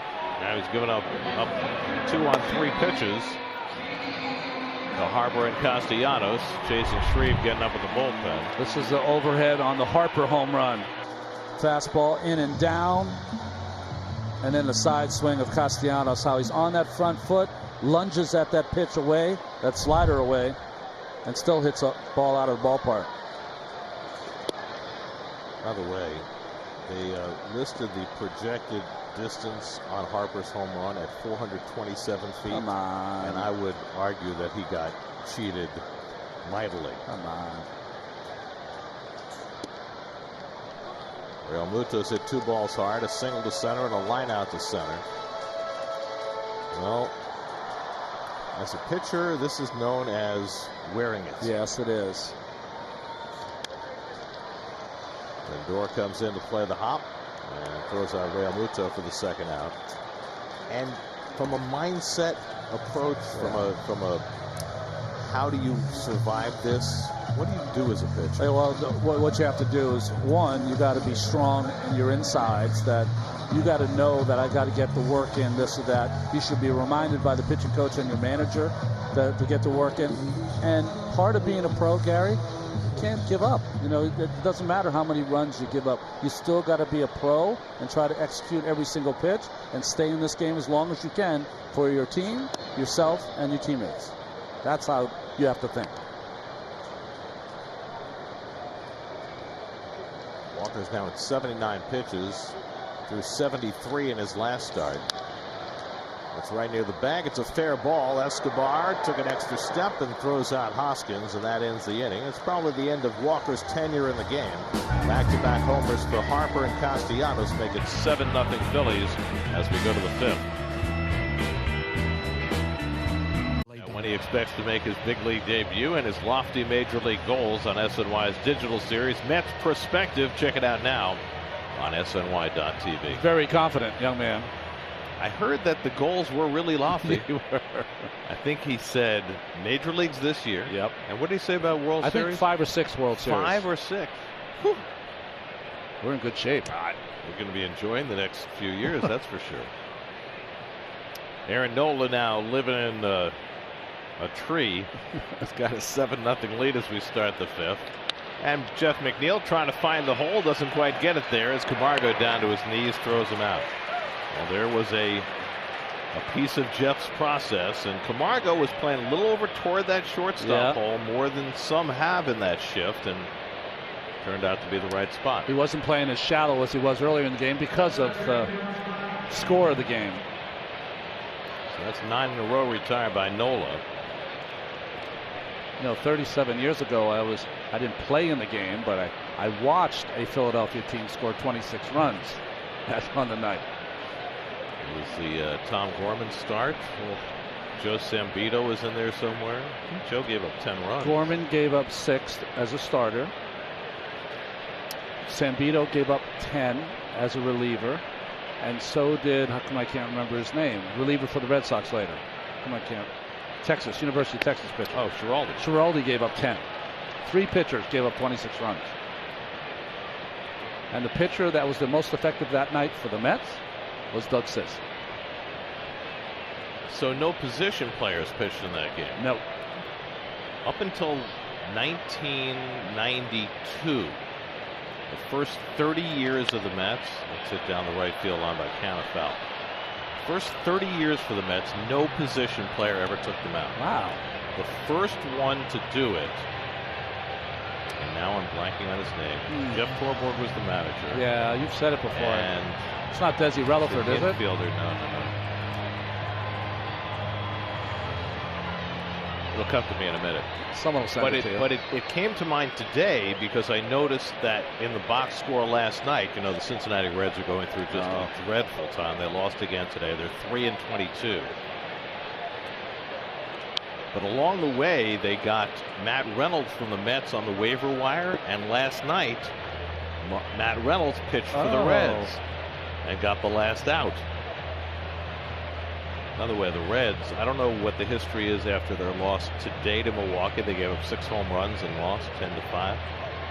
But at 3-21, they were the first National League team to lose 21 of their first 24 games since the 1894 Washington Senators. Wow. Bet you didn't even know the 1894 Washington Senators were in the National League. They did not. Now, I said National League because you know the 1988 Orioles, they started out 0-21. I mean, that's never going to be equal, is it? That was the team that the announcers did the open with bags on their head. Mel Proctor, John Lowenstein. I remember it so well.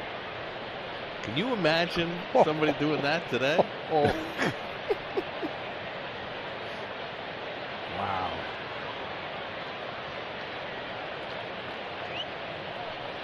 Help me out here, Ed. It's 1992. We were in Pittsburgh. The heck was the guy's name? Yeah. Bill Pacoda. Oh, okay. Yep. I remember that because Bill was a really terrific utility guy. But when Jeff Torborg was introduced as Mets manager and they picked up Bill Pacoda, Jeff's line was, New York is going to love Bill Pacoda. And Bill Pacoda's biggest claim to fame as a Met was that he was the first Met position player ever to take them out. I have one of those by the end of this game. Yes. 1-2 coming to Canna, and he lines one and caught by Camargo, and that's the second out. It's hit some line drives at people. That has helped Nola retire 10 in a row. And that'll bring up Dom Smith with 2 out and nobody on.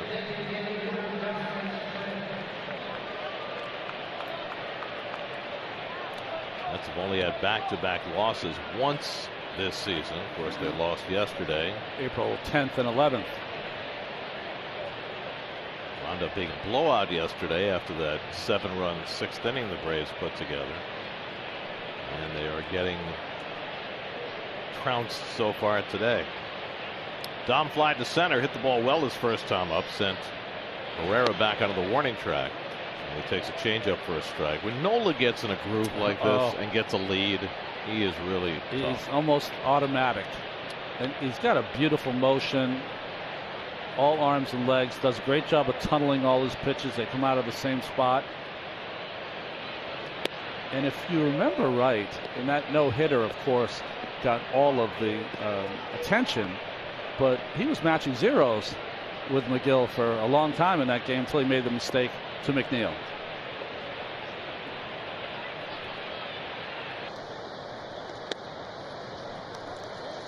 The thing I like about his motion, watch his front foot, the left foot, when it comes up. It almost gives a double kick. Comes up, and then he goes up higher. So it comes up about parallel to the ground, and then he takes another leg, goes a little higher before he delivers the ball. Another fly ball to center. This one should be easy for Herrera.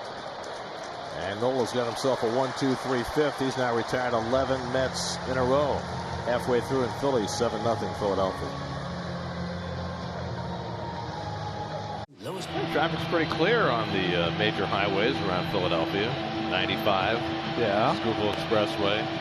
76. All roads lead to Citizens Bank Park, where Joe Girardi's team's trying to snap a 3-game losing streak. don't know about you. When I was a player and now as a broadcaster, I love this town. Philly's great. Always been a great Philadelphia fan. Jason Shreve out of the bullpen for the Mets. It's been a while since he's been on the mound. You know, he's a reliever that with his assortment of pitches, slider, of course, his split finger, which is his best pitch and fastball, could give you a couple innings here. Some Nissan numbers. Last pitch last Saturday against the Phillies, an inning and a third, 3 strikeouts. Gene Segura, first man up against him. So Taijuan Walker, his first bobble of the year.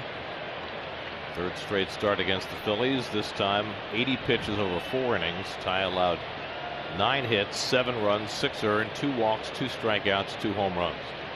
Segura had 2 of the hits and 1 of the runs batted in. And he takes a fastball for a strike from Shreve, 1-1. Shreve's interesting because with his splitter, he can be as effective against righties as he is against lefties. And it certainly raised an interesting question yesterday.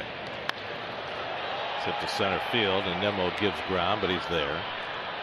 1 out. The Mets were compromised because Trevor May got hurt, and they played a doubleheader on Tuesday. So when McGill came out of the game yesterday, Buck had a choice of, guys who didn't have a whole lot of rest. Drew Smith had thrown 2 innings the day before. You couldn't use him. So he settled on Ottavino, who pitched his 3rd straight day. And that's not a big deal for Ottavino because he's done it before.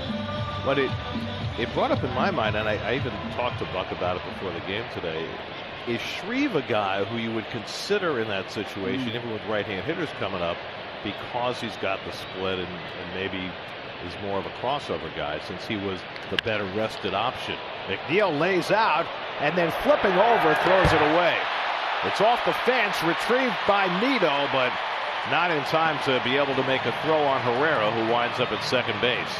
Great effort by McNeil, but just too awkward a position to try to throw from. Well, the ball kind of ate him up because it was hit so hard, and he rolled over on his left wrist and kind of lost where he was going to aim that baseball. Great try, great to get to it, but I think once he rolled over here, he kind of lost his place in the field. But boy, what a valiant effort by McNeil. So it'll be an infield hit for Herrera, then an error on McNeil, allowing him to go to second base.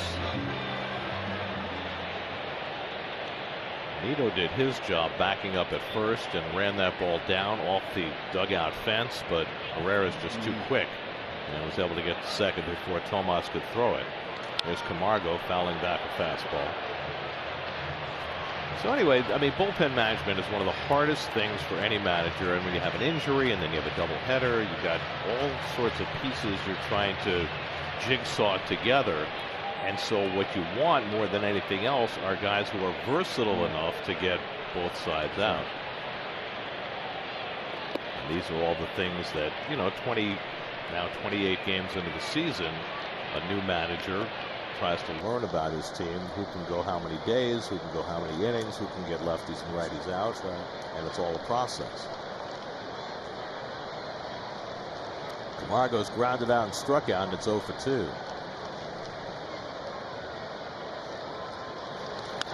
In the air to left, Canna moves over and reels it in for the second out, and we check in with Steve Gelb. Steve? So, Gary, you guys were talking about how that splitter makes Shreve a guy that can face both righties and lefties. That splitter's clearly his best pitch, but he's thrown it this season more than he ever has, a lot more than he threw it a year ago. And he was saying that, Ronnie, I know you threw the splitter a lot. I wonder if you had the same issues with it, maybe. He said that each year he feels like he has to relearn the pitch, kind of change up his grip a little bit. It's almost like sometimes it's just not quite there. And this offseason, he just made a tiny switch to his splitter because he didn't feel good about it last year. He went from having his index finger on the seam to having his middle finger on the seam, and that seems to have done the job. He feels as good about it now as he ever has. It was definitely a pitch that would come in and out, but I didn't throw it till later in my career because I broke my thumb. That's why I had to throw the split. Shreve retires Schwarber on a pop-up, 8-pitch inning, 7-0 Phils. Jimmy.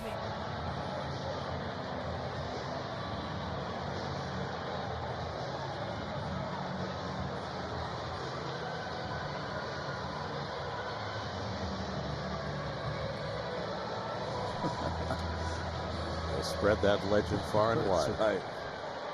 Here we go to the 6th inning. Mets down 7-0. Aaron Nola on a roll has retired 11 in a row as he takes on Tomas Nido to start the 6th.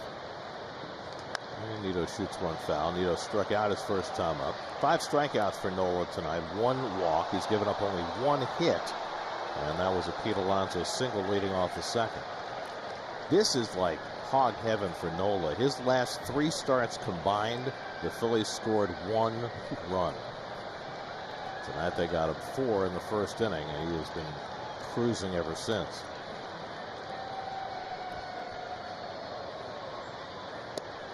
That's a good changeup to get ahead of Nido 0-2. Brandon Nimmo on deck, and then starting Marte for the Mets in the 6th. So you were talking about the relievers before and how a manager must use them. Buck has told us, I don't know, a dozen times how he hates the 3-batter rule. Right. Just cannot stand it. Thinks it makes it easier to manage, not harder, which it should be. Well, the 3-batter rule is a double-edged sword. And I'm thinking of our friend Jerry Blevins. Yeah. Because Jerry would still be twirling. Jerry, if there were no 3-batter rule, would probably still be on the Mets roster right now. That's right. There's Nido striking out on a changeup. 1 out. But it is a double-edged sword because now Jerry has launched is sure to be a very successful television career. See that 3-quarter delivery of Nola.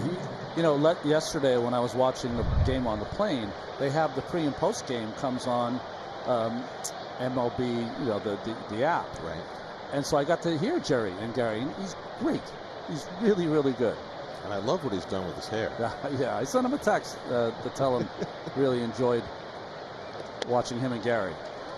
Ball strike to Nimmo. Well, Jerry was always one of the more intellectually curious players around the Mets his years here. So it's not surprising that he would be successful in that role.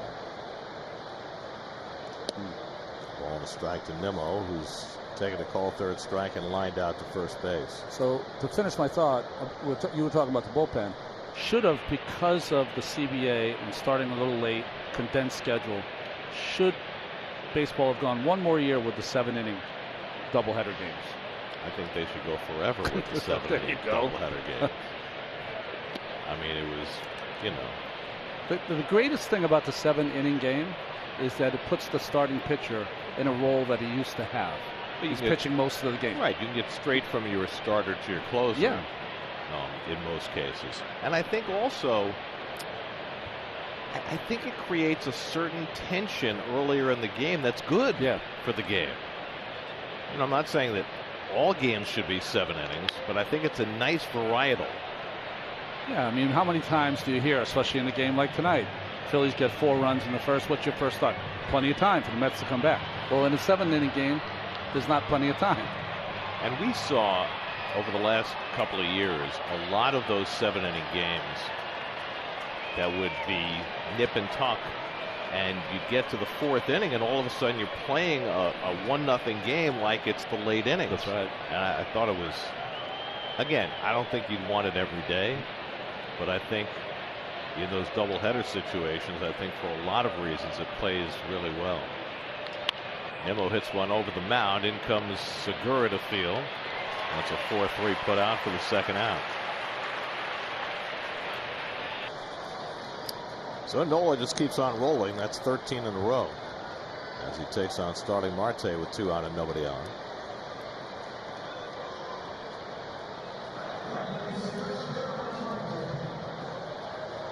Nola has struck out 6 in 5 2/3 today, a little below his career 11.6 strikeouts per 9 against the Mets. And this is his 23rd start against the Mets. 12 here and 11 at Citi Field.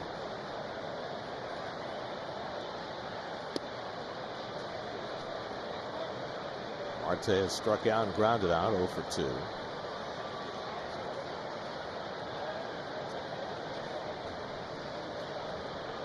Just 76 pitches trying to get through the 6th inning. Might be good to go 7 or 8 tonight. Changeup misses down 2-0. I wonder, from a bullpen standpoint, if you're Joe Girardi, or for that matter, Buck Showalter, as you go through the last few innings of this game, do you take into account the fact that there's every chance that tomorrow's game will be rained out and use guys that you might not otherwise? Or do you have to just assume the game's going to be played and not take that chance? I think that's dangerous to assume that a game is going to be called off. I mean, what can happen after games like this is that, now it certainly wouldn't happen to Chasen Shreve, but you could use a pitcher over what you'd want to use him, and roster manipulation might take him back to AAA. That can happen.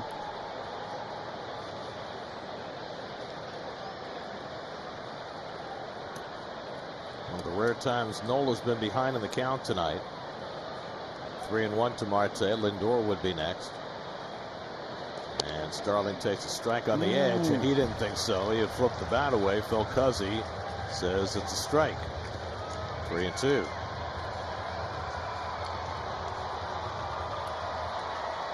Actions speak louder than words.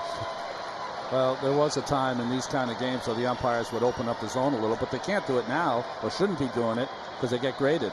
Not only outside, but I thought it was down as well. And now Marte unloads one to left. That ball is out of here, and the Mets are on the board. So now he's happy that was called a strike. Third home run of the year for Marte, and it cuts the Phillies' lead to 7-1.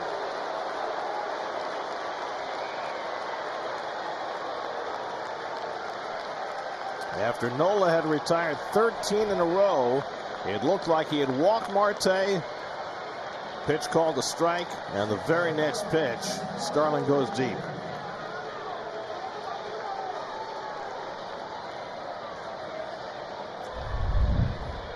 So the changeup grip. So the 3-2 changeup in a 7-0 game, and Marte gets them. So the last 2 home runs that Nola has given up to the Mets have both been changeups. Alonso a week ago and tonight against Marte. Lindor makes a curveball for a strike. I think sometimes we tend to forget how super strong Marte is. Oh.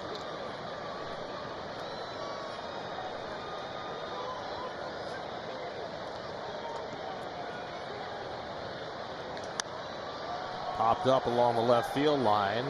Can anybody get there? Schwarber almost overran it, but he makes the catch. A circular play by Schwarber, but he makes it work to retire Lindor, whose troubles continue. Now 0 for his last 18.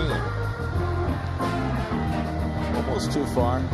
Marte's home run gets the Mets on the board at 7-1. The home 6th inning, and takes a fastball strike from Chasen Shreve, who begins his 2nd inning of relief.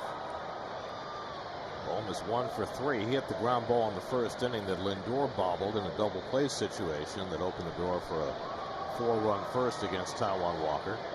Phillies would add 1 in the 2nd and 2 in the 4th. Before Marte's home run got the Mets their first run.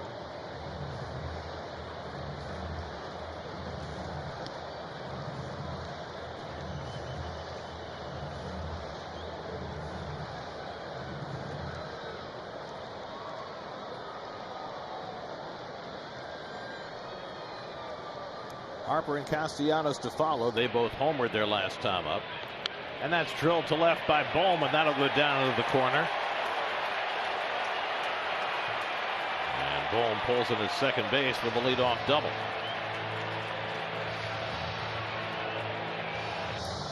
Second hit of the night for Alec Bohm. And the 11th for the Phillies. Gets a split finger that's a little up there and stays back on it. Drills it down the line. Bohm swinging the bat much better than earlier in the season. Stays back just enough on that splitter. 5 extra base hits now for the Phillies. Including back-to-back homers by Harper and Castellanos in the 4th. And now Harper gets his next at bat. Would double his first time up. So he's having himself a big night as the DH. And of course every game is a DH game these days for Bryce. Those are the home runs you don't have to look as a pitcher. By the way, the elbow does not seem to bother him much when he swings the bat. I know not only has he not played in games in right field, but he hasn't even scheduled another throwing session to try and come back. So it's not really even on the calendar now for Bryce to get back into the field. That's how bulky that elbow has been. Every time he's tried it out, it's still pained him. But clearly it doesn't bother him at the plate. He chases a high fastball, and Shreve makes quick work of Harper for the first out. And Buck Showalter's on his way to the mound, and with the right-hand hitters coming up, he will bring in Adonis Medina, the former Philly, to face Nick Castellanos. So Medina, who made his debut for the Mets in Arizona and looked very impressive, will get his second appearance. Call to the bullpen brought to you by Nissan. Shop NissanUSA.com. Shreve out, Medina in. We'll be right back.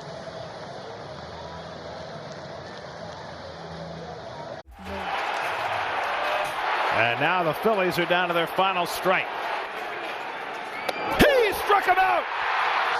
5 Met pitchers combined for the second no-hitter in New York Mets history. I don't know about you, Ronnie, but that feels like a lot more than 6 days ago. It does. It feels like a month ago. It's quite a moment. The tension seemed to gather over the last couple of innings.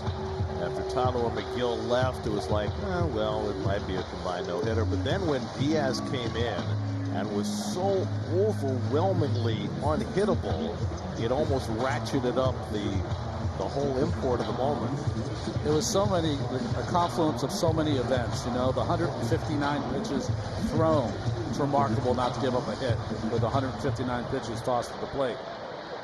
25-year-old Adonis Medina, who pitched in a handful of games for the Phillies the last 2 years, makes his second appearance for the Mets. He was very impressive that first outing in Arizona, striking out the side in his only inning. Comes in to face Nick Castellanos, who takes inside for ball 1.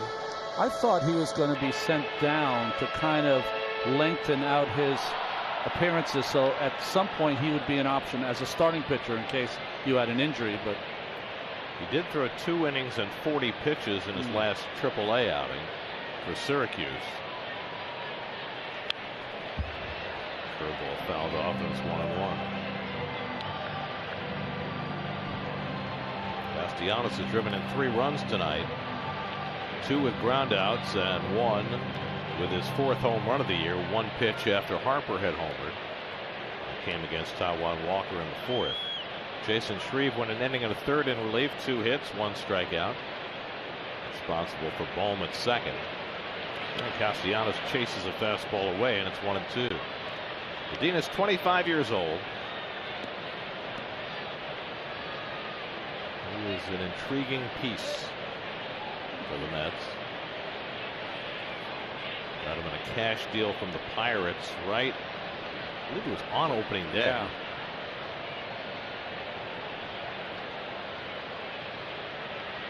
One-two coming, and the slider fouled off. Hung a couple of sliders for Castellanos so far. Remember that outing, his only outing in Arizona, he didn't hang anything. I mean, he had 4 pitches that he was throwing for strikes. And I think that's why they look at him as a potential starter, is because he does have a 4-pitch mix. He'll throw cutters and change-ups to go with the fastball and slider.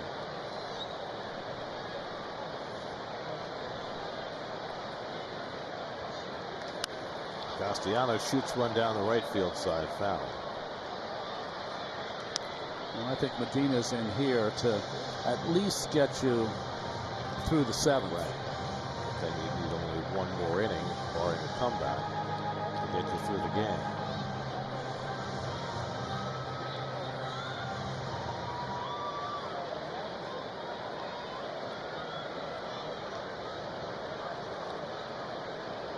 JT Realmuto on deck.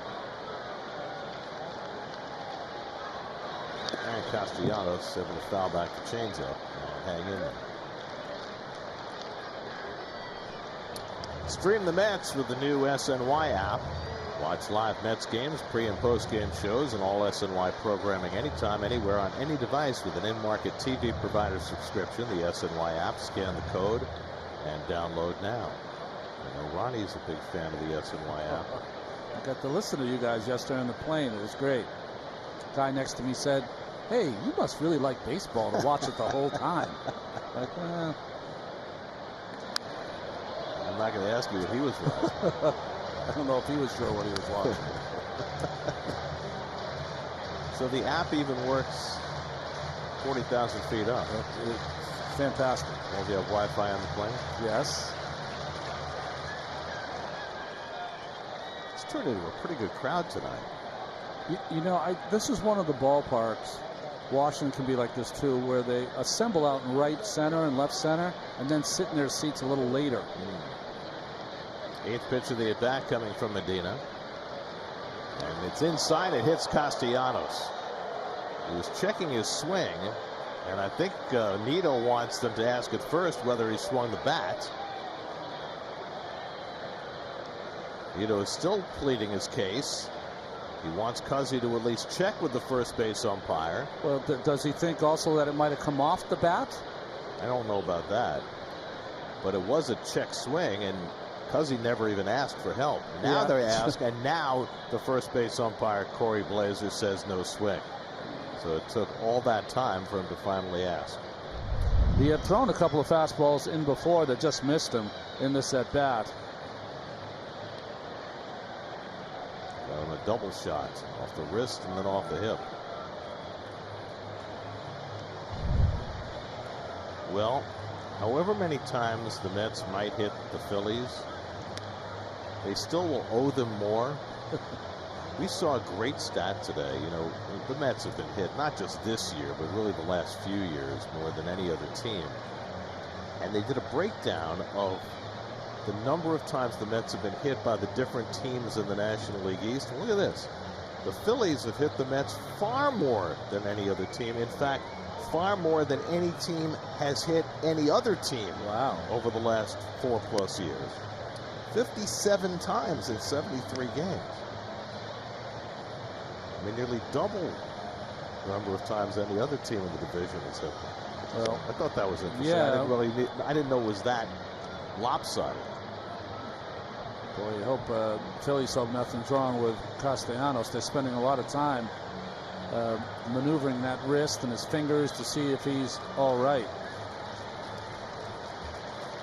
Pretty tough guy. Yeah. I think part of all those hit batters definitely have some animosity between these two teams. But second, the Phillies have had such a poor bullpen the last 3 or 4 years. Some inexperience is factored in. And now they're going to take Castellanos out. It's a lopsided game, so rather than take a chance, they'll bring in Roman Quinn to run for him, and then he'll take over in the outfield. And they'll go x-ray that wrist just to make sure. Yeah. Fist bumping with the left hand, not the right, which got hit. This is probably the most anxious for the athletes. Have to go in and get that MRI or an X-ray. Well, the big league ballparks now have X-ray machines in-house, so that helps. Here's JT Realmuto with 2 men on. Gets first pitch breaking ball and flies it toward the right field line. Marte gets over and puts it away for the second out, and the runners hold. I love how Marte, even in a 7-0 game, didn't drift on that ball. He remembered there's a runner at second, and he sprinted to the spot so he could get his body in position to get that ball in. And then threw a quick, good, accurate throw with something on it to Lindor, the cutoff man. You know, those are fundamentals that if you do those all the time, you're never going to be surprised. I mean, it would be really easy on a ball like that to get there, but to drift rather than sprint, which you see a lot of outfielders do. Here's Hoskins, and he takes a slider for a strike. And also to assume that Bohm's not going to tag up, so you lob it in. Hoskins has walked and grounded out twice. hitless in his last 8 at bats. Still trying to get his season untracked.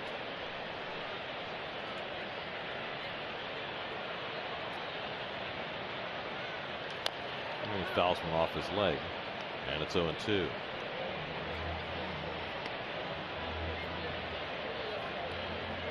Well, we mentioned it earlier, the disparity in the Phillies offense. This is now the 8th time this year they've scored 7 or more runs up among the major league leaders, but they've also had 7 games where they've scored 0 or 1. So an all or nothing kind of offense. Right. And the Mets have seen both over the course of their 7 games with the Phillies. That slider in for a call, 3rd strike, and so Adonis Medina puts that inning to bed, striking out Hoskins. 7-1 Phillies. Respect.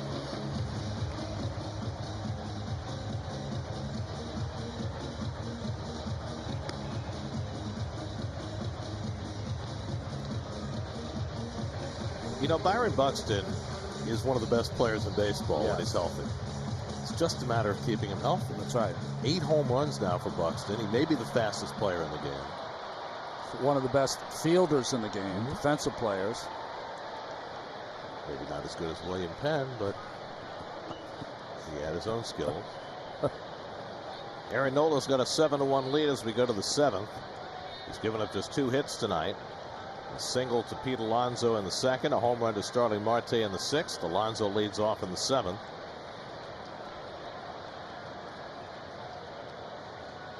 And Pete takes a fastball for a strike. Escobar and McNeil to follow. Roman Quinn, who ran for Castellanos, stays in the game in right field. That's a defensive upgrade for a Phillies team that often struggles defensively. You knew coming into the year that the Phillies would be defensively challenged, and with Harper unable to play the field, that only exacerbates that, and the metrics bear that out over their first 25 games of the year. In terms of defensive runs saved, they're at a -12, which is tied for 26th in the major league. But that's the way this team was designed. That's right. They were designed to be an offensive powerhouse at the cost of defense, or as Sandy Alderson once put it, de minimis defense. De minimis. The you know, once they signed Schwarber and Castellanos, you knew that they were all in with the offense. The problem, like you said, though, has been Harper DHing, because if he's on the field, he's one of their better defensive players, and it gives Bohm a chance to play first and DH Hoskins. You can DH Castellanos every once in a while. Alonso taps one down to first, and Hoskins plays it. 1 out. I mean, really, without Harper on the field, they've got 1+ defensive player, and that's the catcher. Yeah. JT Realmuto, who's terrific. I mean, Segura is okay, and Didi at this point in his career is okay, and Bohm is below average. They just aren't a very good defensive team. It's that simple. But if they hit the way they're supposed to, it might not matter. And their team's pitching has been outstanding, especially here in Citizens Bank Park. Well, now that they've got Wheeler back up to speed, that makes a huge difference. Here's Escobar fouling one off his leg on the curveball. Escobar's had a rough time with Nola so far tonight. Got called out on strikes in the 2nd, went down swinging in the 4th. Escobar just 2 for his last 16.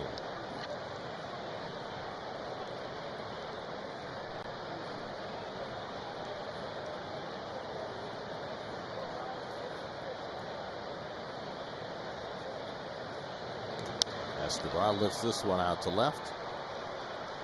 And Schwarber settles under it. 2 out.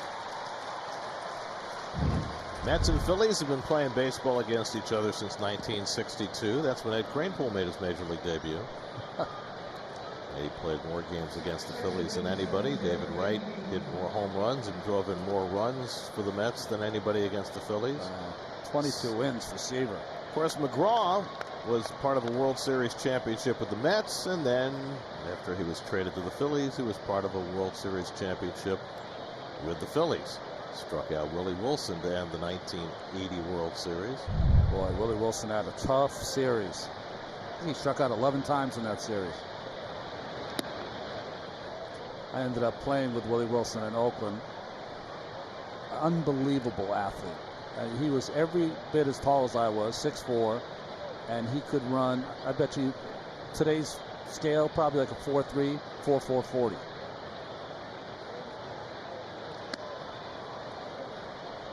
Okay, so which Wilson was faster? Willie or Mookie? Mookie was unbelievable to watch, you know, with the helmet coming off and, you know, when he would hit a triple. But for Willie Wilson, the size that he was, to be able to run as fast as he was so impressive. And I think he was a great running back. In fact, in New Jersey, he's from New Jersey. I was running back in high school. Now, I didn't get to watch Willie Wilson play as much as you did. Did he have strides like Gary Maddox? He had long strides, but it was very heavy. He ran like Kirk Gibson. You know, Kirk Gibson was really loud when he ran. Another football player. Yes. There's a strike 3-1 to McNeil. Probably as great a shape as anyone you're going to ever see, sculpted like from the gods. Ate McDonald's for lunch all the time. Sounds like Jacob deGrom. That's right. Well, my sources tell me that Jake may have changed his diet. There's McNeil taking one to left field for a 2-out hit. So Jeff on base for the second time, a walk, and now an opposite field single. I mean, it feels at times that he can deliver a hit to the left side just at will. This is who he was when he first came up, and this was the .330 hitter that we expected to see. And just wait until the ball gets deep, serving it to left field. This is the player. This is the version of McNeil I prefer. And well, yesterday, first time up, he got a pitch that he could pull, and he hit a ball that 2 years ago would have been a home run, and got caught at the fence in that crazy catch by Guillermo Heredia. And the more those things happen, the more it encourages Jeff to be this player, right? And there may be others like that if the ball continues not to fly. Yeah. Well, Jose Alvarado is up. Things could get interesting in a hurry. Right. After Castellano has been hit by a pitch. Here's Canha, who is flied out and lined out 0 for 2. That's now with 3 hits on the day. And Canha goes after a high fastball and misses. Nothing. 1-1.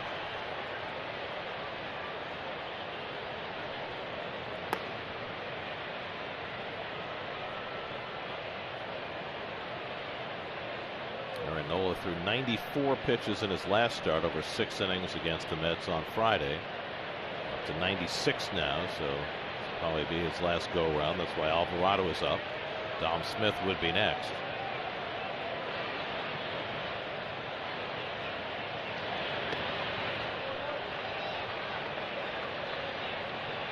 That might be the hardest pitch he's thrown all night. No, 95. Remember, there was a tie with Taijuan Walker. With our, I sometimes wonder about that. The aberrational. Look at all those charts and analytics, numbers. Got to be ready for everything. Kind of like up here in the booth.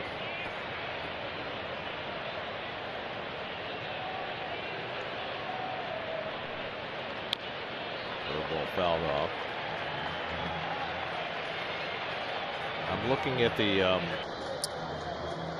Baseball Savant page. Yeah. Highest fastball velocity before that last one was 92.9. So it looks like the earlier 95 might have been aberration.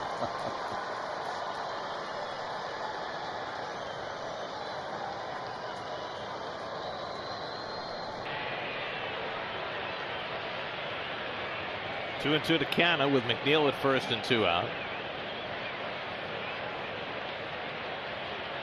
99th pitch of the night coming up from Aaron Nola. And Canha trying to shoot one to right, fouls it off.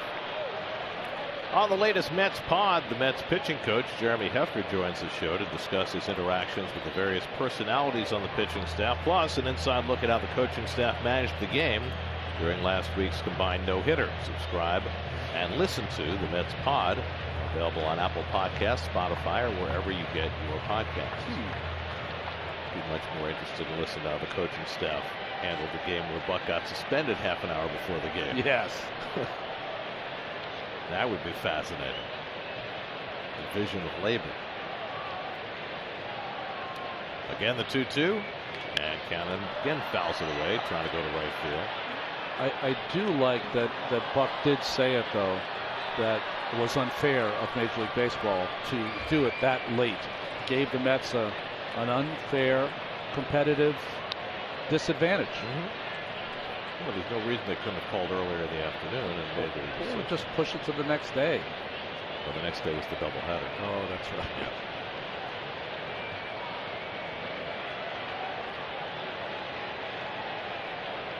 There's no way Buck would want to be suspended for a doubleheader here. Too many moving parts. McNeil at first with 2 outs. 7th pitch of the at-bat coming to Canna. And Marco's after an outside fastball and strikes out to end the inning. 7 strikeouts for Nola. That'll finish his night. He's got a 7-1 lead at the 7th inning stretch. Missed 4 runs for the Phillies in the first inning. Francisco Lindor bobbling a potential double play ball, and the Phillies took full advantage. Bryce Harper, an RBI double. JT Realmuto, an RBI single.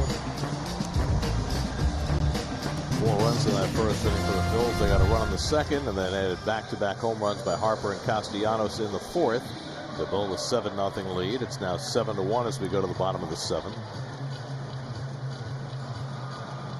Adonis Medina came in to get the final 2 outs in the 6th. He'll stay on for the 7th to face Gene Segura, who has 2 of the Phillies' 11 hits tonight. Drove in a run with a first-inning single.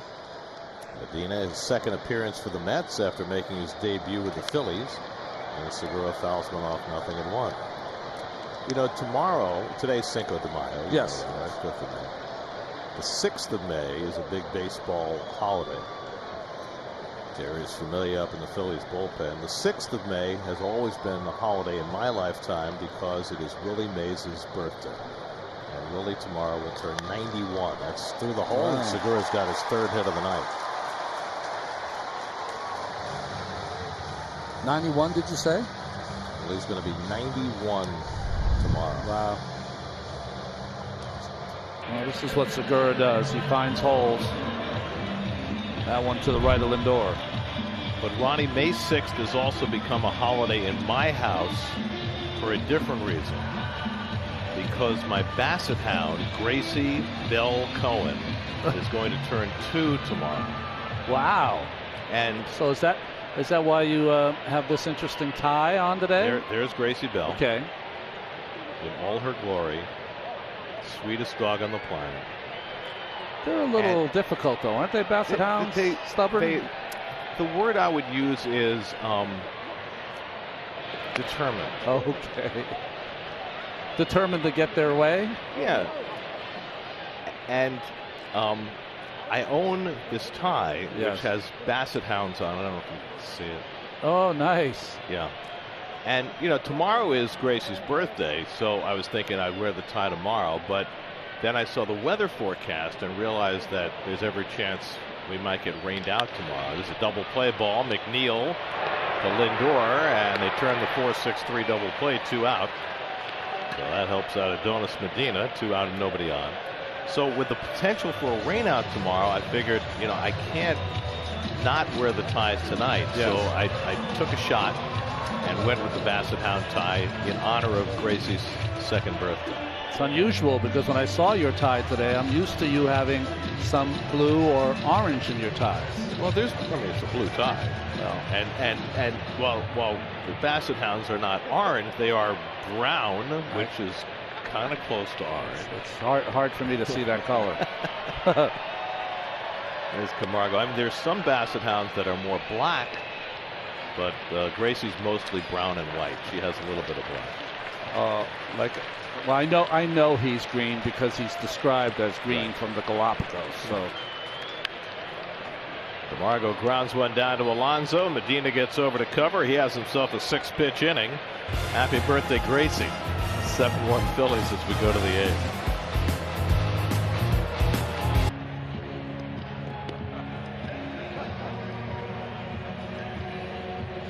You know, Todd's got great hair too. No. And he did a wonderful job the last few days filling in. Todd's great, and we thank him for filling in for us.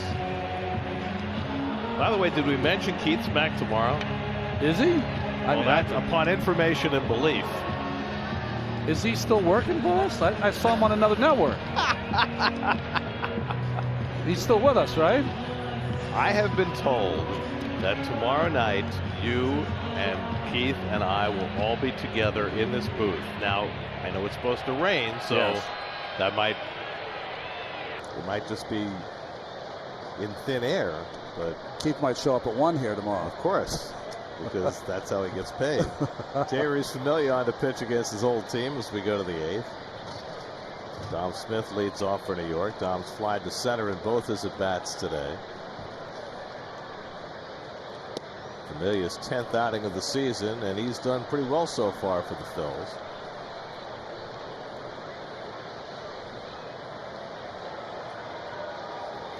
Smith and Nido and Nimmo for the Mets in the 8th. Mets have managed just 3 hits today. That's how good Aaron Nola was tonight. Nola got himself an early lead and ran with it. 101 pitches, 7 innings, 1 run, 3 hits, 1 walk, 7 strikeouts. He did, Gary. He made it look easy. You know, sometimes you get those big leads and you go away from your pitches, throw too many fastballs. He did not. He stuck with his game plan, and he's one of the best in the league to watch, for me anyway.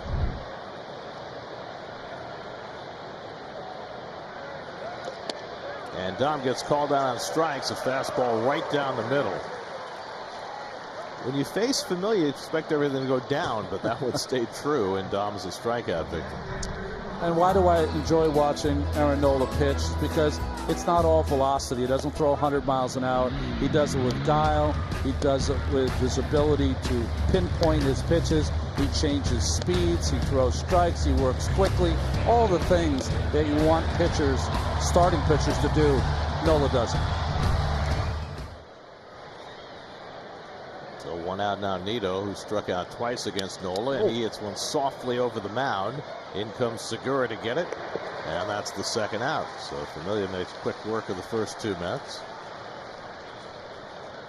Would you like me to check the exit velocity on that?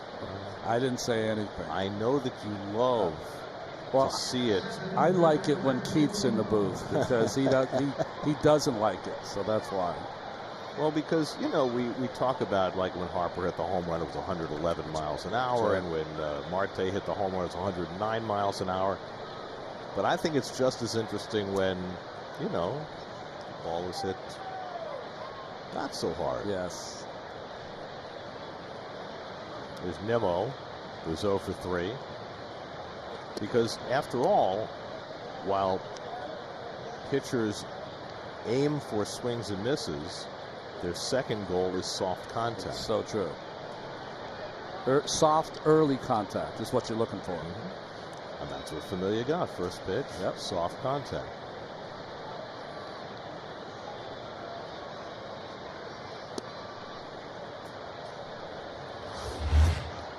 Well, game 2 of this series starts 20 minutes later than tonight's game. Tonight's game was 6:45 first pitch. Tomorrow is 7:05 first pitch. You got 20 extra minutes. Our coverage begins at 6:30 tomorrow night. Max Scherzer scheduled to pitch against Kyle Gibson. Okay, so Nido, exit velocity 53.8. See, that's an effective pitch. I want you to voice it because I'm not saying it. I don't want him to get mad at me. No, I was saying that in praise of the pitcher, Yes. not anything else. You know, it's like Isaac Newton said, for every action, there's an equal and opposite reaction. Right. Is that Newton's first law or his second law? Well, sure. It's one of those. Yeah. Universal law, that's what it is.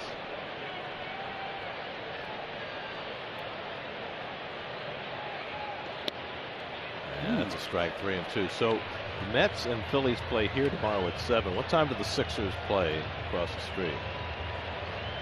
Because if we get rained out, maybe we can wind up over there. I know some people. That'd be great. But the problem is the ball players will get the chance first. Yes. As they should. Yes, they should. Nemo grounds one out to Segura, and Familia comes in and throws a 1-2-3 top of the 8th. To the bottom of the 8th we go, 7-1 Phillies.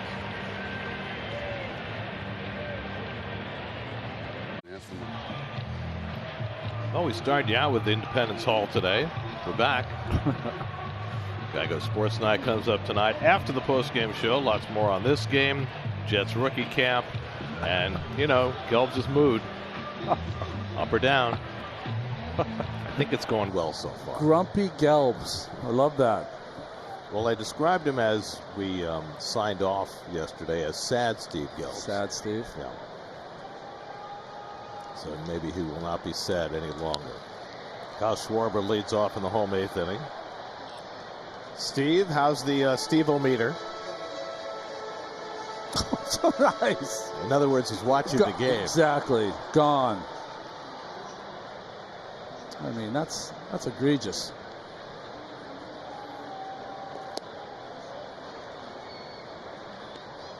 Oh, see? Locked in. You realize, Steve, there's nothing you can do about it. No matter how hard you stare at the screen. What's funny about it is that literally he's 10 years old with this stuff. Oh, yeah. He's got snacks. Snacks. Does he have the footy pajamas? Popped up behind second. And Escobar is playing over in the shift to grab it to retire Schwarber. Second straight time Schwarber's popped up.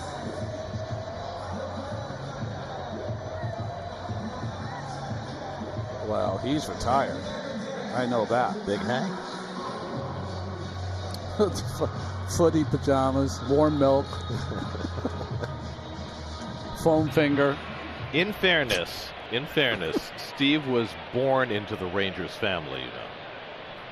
His dad was the physical therapist for the Rangers for years. Grounded down to first, and Alonso makes the play. Medina doing very nicely in relief. He's now worked 2 1/3. And he'll get Bryce Harper. We got word on Nick Castellanos. Right wrist contusion, x-rays negative. Oh, that's good. Day to day. But aren't we all?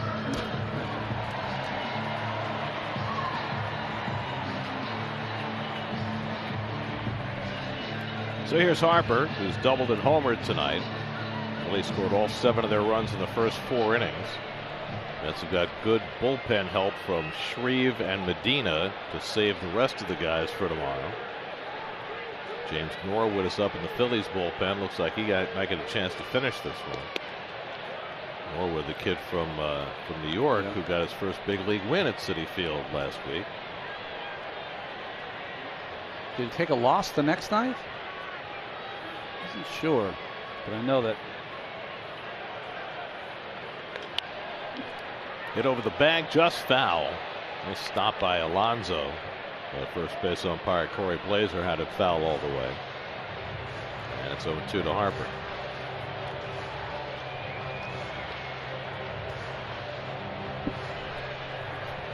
In the 9th, the Mets are due to send up 2, 3, and 4 in the order. Marte, Lindor, and Alonso.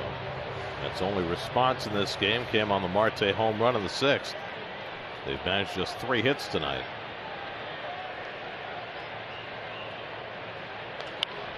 Good changeup by Medina, and he gets the rollover from Harper. Gets over to cover, and a very nice 2 2/3 scoreless relief from Adonis Medina. Now we go to the 9th, 7-1 Phillies.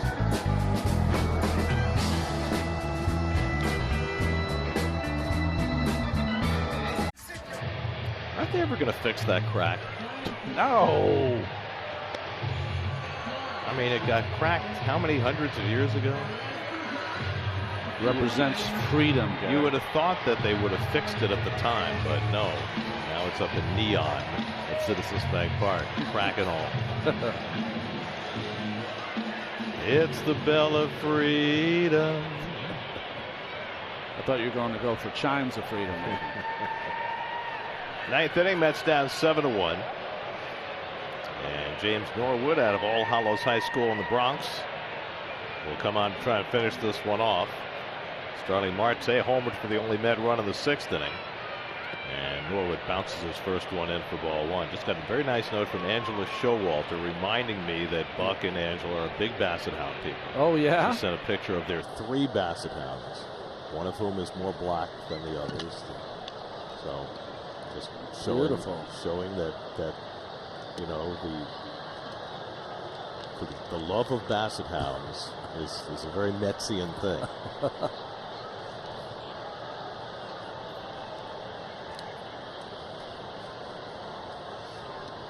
2-0 to Marte with Lindor and Alonso to follow.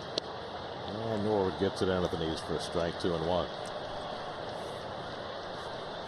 Well, Familia looked good in the 8th, didn't he? 10 pitches. Jeez. The last time we saw Familia have a 10-pitch inning.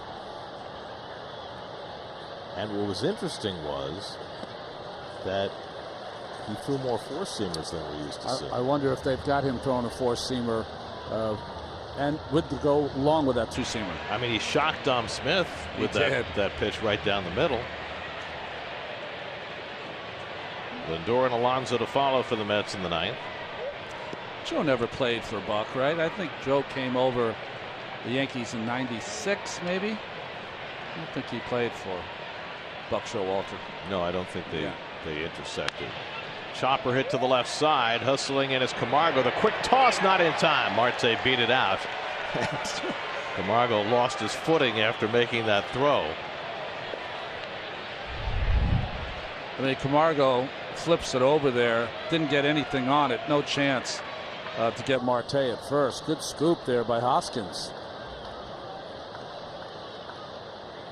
So the Mets' 4th hit of the night, and Marte has half of them. And now Lindor is trying to get himself a hit before the night is over. Yeah, this is one of those at-bats. You're still grinding because you want this good at-bat. You hopefully will lead to good at-bats tomorrow and the next few days. 0 for 3 today, 0 for his last 18.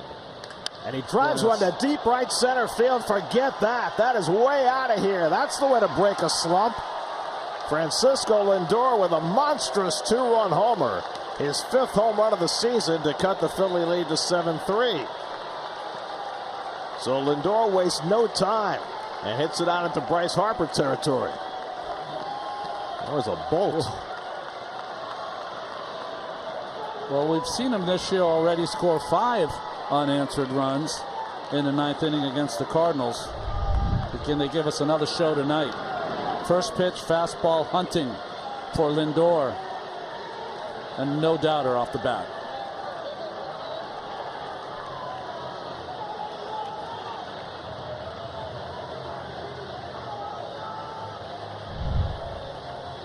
So Lindor breaks out in a big way with his 5th home run. Now has 17 runs driven in, and who knows, maybe the start of something big in the 9th. Caleb Cotham, the Phillies pitching coach, out to talk to Norwood, who was so good in New York, but here gives up an infield hit and a 2-run homer to the first 2 batters.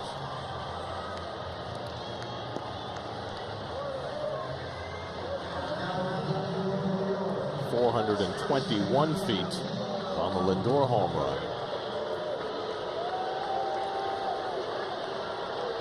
So here's Pete, who's 1 for 3 tonight. And the Phillies are going to get some action going in the bullpen. Corey Knebel, their closer, gets up. See, that's one of those things, if you're a manager, you're always managing for tomorrow. That's right? right. If you're Joe Girardi, you've got a 6-run lead going to the 9th. You send out one of your not primary relievers. That's line just past the glove of Bowman down the left field line, and Alonso's got himself an extra base hit. So 3 straight hits for the Mets to start the 9th, and all of a sudden they've got something brewing. 2nd hit of the night for Alonso, his 5th double of the year.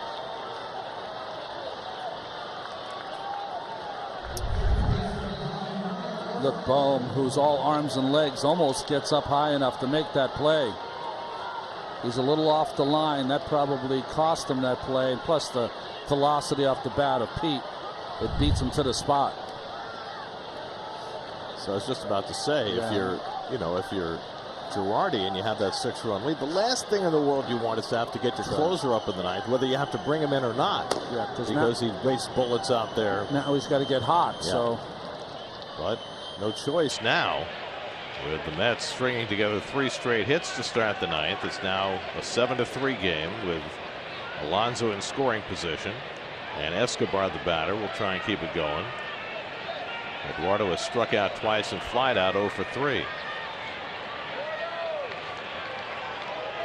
play him straight up on the infield, and he hits it sharply, but right to Segura for the first out. So Escobar first pitch swinging. It's another ball into play with authority, but right to Segura. So 1 away. Well, for the manager, Gary, it's always the balance of putting your team in a position to win as many games as you can over a 162 game schedule and winning tonight. So here's McNeil. Jeff had an opposite field single his last time up, 1 for 2 and a walk.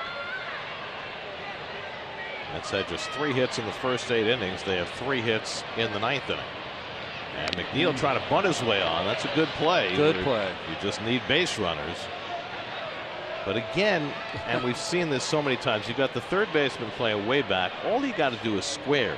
And if you get the bunt down, you'll beat it out. You don't need to run up. 2 of the guys in baseball who do it the best: Anthony Rizzo, Brandon Belt. They are very big guys, they're very slow guys, but they turn around, face the pitcher, and just put a little on the ball to get it towards the third baseman. Real Muto took the brunt of that last one. And Phil Cuzzi, the home plate umpire, giving him a moment to try and feel better.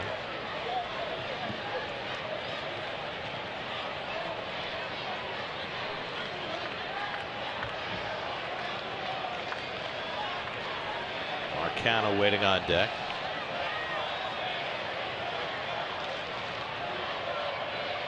And McNeil hits one through the hole. That's a base hit. Alonso will be held at third. McNeil with his second hit of the night. And the Mets have 4 hits in the 9th inning.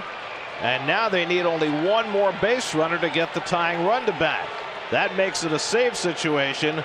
And Joe Girardi will waste no time getting his closer, Corey Knebel, into the game. Well, here's the grip. The split finger by Norwood down in the strike zone. We saw a base hit to left field from McNeil, and now one pulls one in the hole because they can't shift him. He's getting base hits that way. Hit them where they ain't. It's like Wee Willie Keeler 140 years later. Corey Knebel will come in for a save opportunity. 7-3 Phillies in the 9th. Call to the bullpen brought to you by Delta. Signed veteran Corey Knebel to be their closer, and so far he has been exactly what they wanted. Yeah, pitched last night, clean inning against Texas. Had a 4-out save earlier this year against the Mets. 4 for 4 in save opportunities after pitching for the Dodgers last year. One-time feared closer with Milwaukee. Then he had Tommy John surgery, and now appears to be back where he was. Good fastball, devastating curve. And that's the task for Mark Canha. Mets need 1 more base runner to get the tying run to bat. Dom Smith on deck. Mets were down 7-1 when the inning began. Lindor a 2-run homer. Alonso followed with a double. McNeil a 1-out single. And now Canha, who's 0 for 3 tonight. And Mark gets that first pitch curveball for a strike. Knebel's now 30 years old. University of Texas product. First came up with Detroit in 2014, but really made his bones with the Milwaukee Brewers. First time Canha has ever faced Knebel. Alonso at third, McNeil at first. And Canha hits one back to the pitcher. It banks off him. He recovers, makes the throw, not in time. Alonso is in. It's 7-4, and the Mets will get the tying run to bat in the 9th. A bank shot for Canha for an infield hit, the 5th hit of the inning. The Mets have scored 3 times, and now they've got a shot. Well, this ball hit right on the nose, back through Cable. It hits him between the legs, hit his glove, but he slips here. That takes him out of the play because he couldn't get enough on the throw. Watch his foot. See, right there, it takes him out of the play because he was going to get to it in time. The Mets have 5 hits on 13 pitches in this inning. Do they have a miracle in them? There's Dom Smith, who's 0 for 3 tonight. Flied out twice and struck out. McNeil at second, Canha at first. Dom the tying run at the plate. And he takes a fastball strike from Knebel. First time for Dom Smith ever facing Knebel. J.D. Davis has come out on deck to bat for Tomas Nido.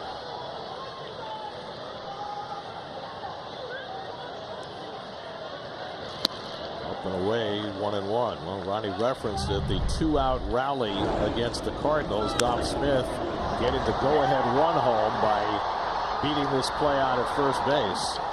Mets would go on to score 5 runs with 2 outs in the 9th in that game on the road. They'll need more than that today. Oh, that fastball looked inside, but Bill Cussy called it a strike, and it's 1-2.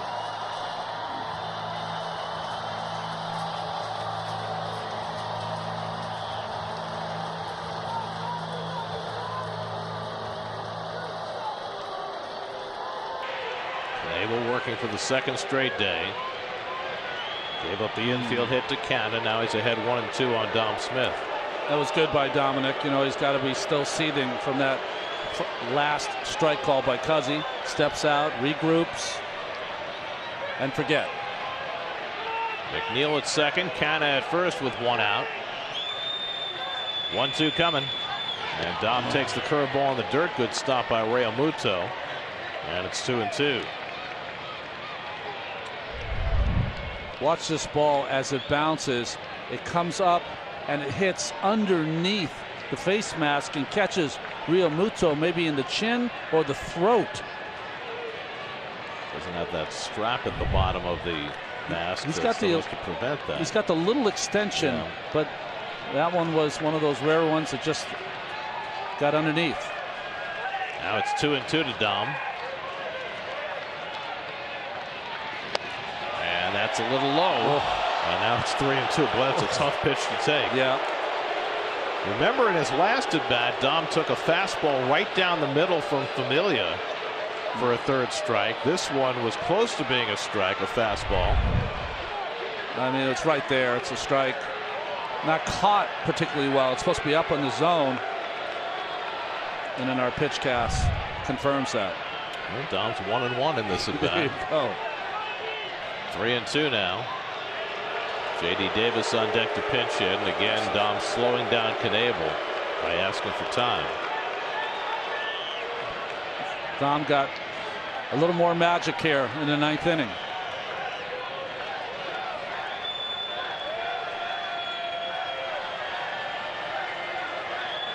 (3-2) coming from Knebel. And Dom swings over the curveball and goes down on strikes. 2 down. That is a dastardly curveball. It is. It was a dangerous pitch for Knebel to throw because it's so big. Very rarely will it find the strike zone. But he fooled Dom, who was looking for a heater. So now the Mets are down to their final out.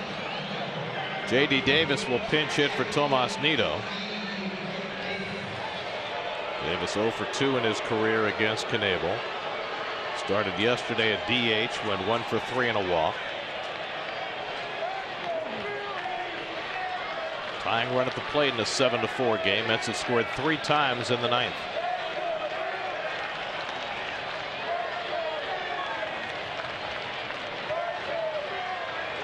Knebel to Davis. And a fastball off the plate for ball 1. If Davis can keep it going, Brandon Nimmo would be next. You see that glove position of Realmuto. Every time he calls for a fastball, he wants it across the letters from Knebel. Punching the buttons on the pitch com. There are only 2 buttons, fastball and curveball. And Davis gets the curve, and that one stays high, and now it's 2-0.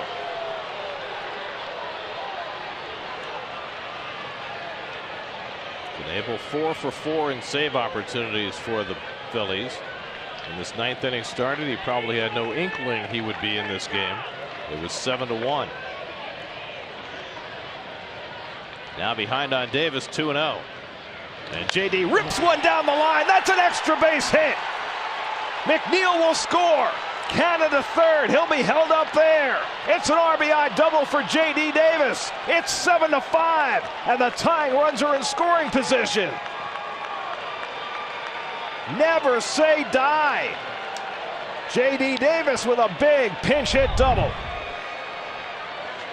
Well, he got behind in the count, had to come in with a fastball and ripped down the left field line. J.D. was all over this fastball from Knebel. And just like Alonso's hit, eluded the glove of Bohm. And of course, it's going to score easily as McNeil. I think Canna, if you weren't behind, you probably would send him here for sure.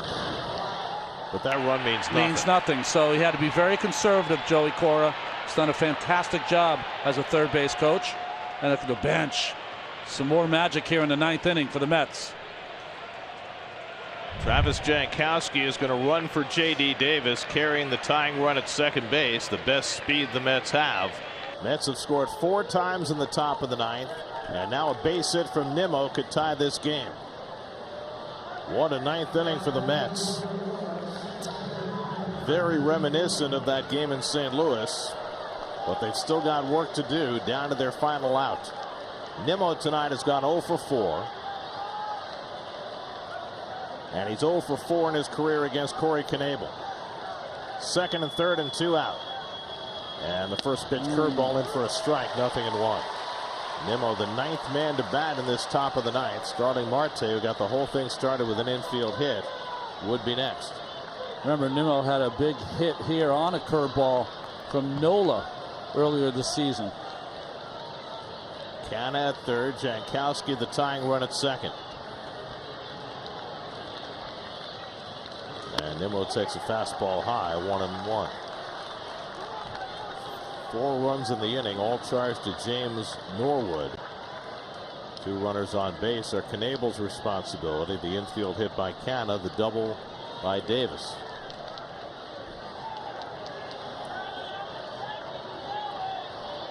One and one to Nimmo. And Brandon gets the curve and lines it into center field. A base hit.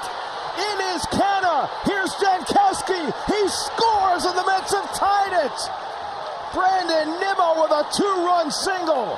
The Mets have scored 6 times in the top of the ninth to tie this game at 7-7.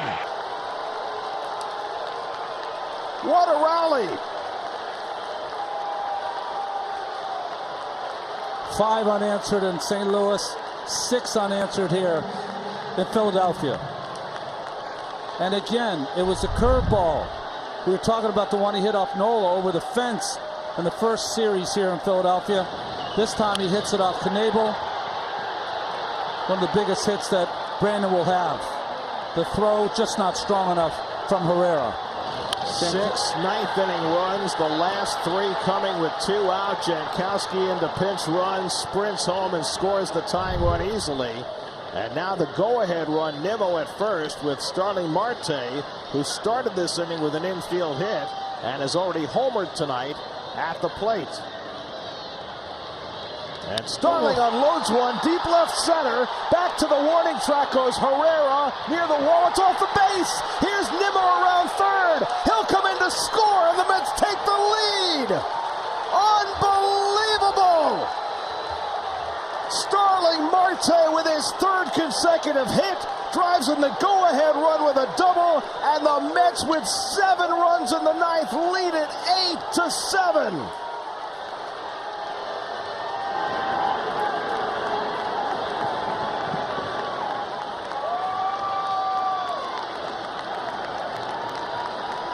The best thing you can say if you're a manager of a club is that your team plays hard every night for 27 outs. And you're rewarded with comebacks like this. Off the bat, I thought this ball was out of here. But well placed that it hits off the wall. And of course, Nimmo with his speed is going to score pretty easily. 2 outs, he was flying. Corey Knebel's first blown save as a Philly. He's faced 5 batters, given up 4 hits. 8 hits in a 7-run 9th inning. This team. Edwin Diaz now on call, getting ready for an unlikely save opportunity. And now Lindor, who had a 2-run homer earlier in this inning, takes a curveball way out of the strike zone, and Knebel looks rattled. Who wouldn't be? Phillies get further action going now in their bullpen, but Knebel has been racky-tacked. And Lindor takes a curveball for a strike, 1-1. 8 hits and 7 runs in this inning. Starling Marte hit a home run in the 6th inning when the Mets were down 7-0. It looked meaningless. He got an infield hit to lead off this 9th. It looked meaningless. Now he's given the Mets the lead with that double. Lindor hits a comebacker. Knebel will make the play. Side retired, but an inning to remember for the New York Mets. A 7-run top of the 9th. Marte drives in the go-ahead run. And now Buck Showalter can go to Edwin Diaz to try and save an unlikely Mets win.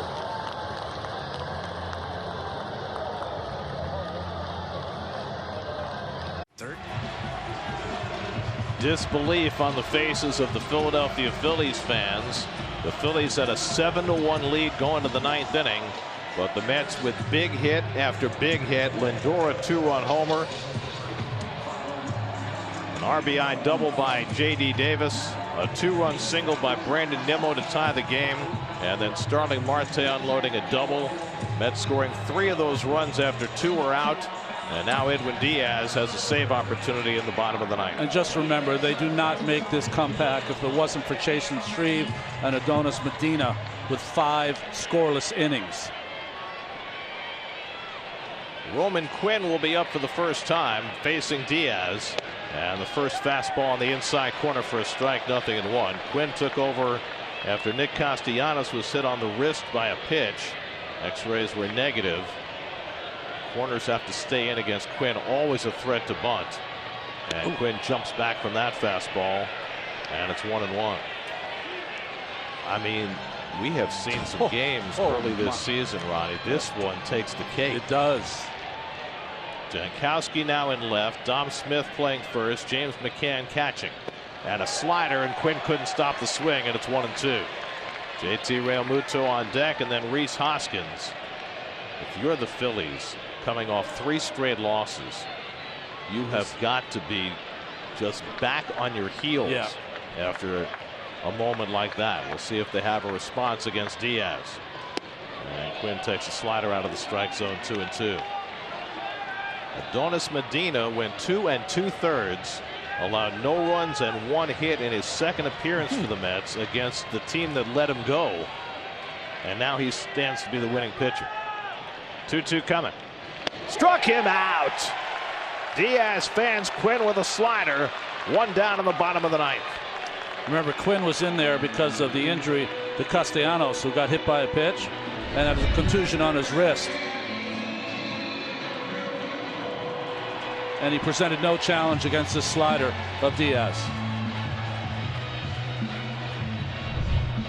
So now Realmuto, who has had some success against Diaz, 4 for 10 with a home run.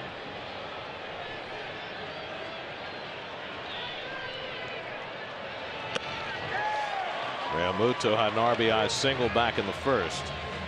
Phillies took a 4-0 lead after 1, 7-0 after 4. And the Mets have rallied for 8 unanswered runs. The greatest hook spitting of all time by Taijuan Walker. The last time the Mets came from 6 runs down in the 9th or later to win a game, we got to go back to 1997, when they came back from a 6-0 deficit in the 9th against the Expos. The Mets tied it in the 9th and then won it in the 11th. I mean, Gary, 7 runs, 8 hits on 29 pitches. Realmuto lays off, and now Diaz behind 3-1. Rhys Hoskins waiting on deck.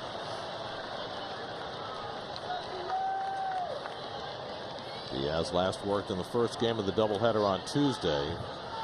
Struck out a pair, gave up a hit in a 1-run game. Swing and a miss. 98-mile-an-hour fastball, and it's 3-2 to Realmuto. Remember the last time that he had to face the Phillies was in that no-hit game, and his slider was just so excellent. Fastball is good tonight. 3-2 to Realmuto. Line back past the mound, but there's McNeil behind the bag. 2 out.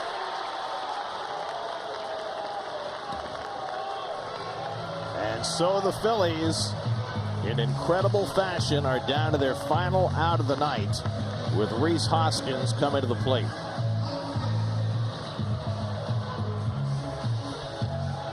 Hoskins is 0 for 3 and a walk. 1 for 11 with 5 strikeouts in his career against Edwin Diaz.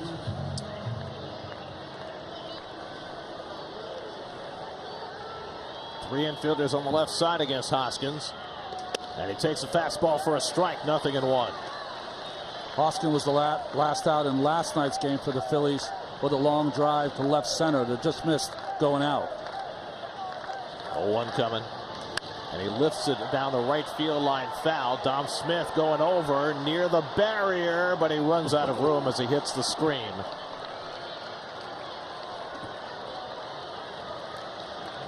I was hoping, he said.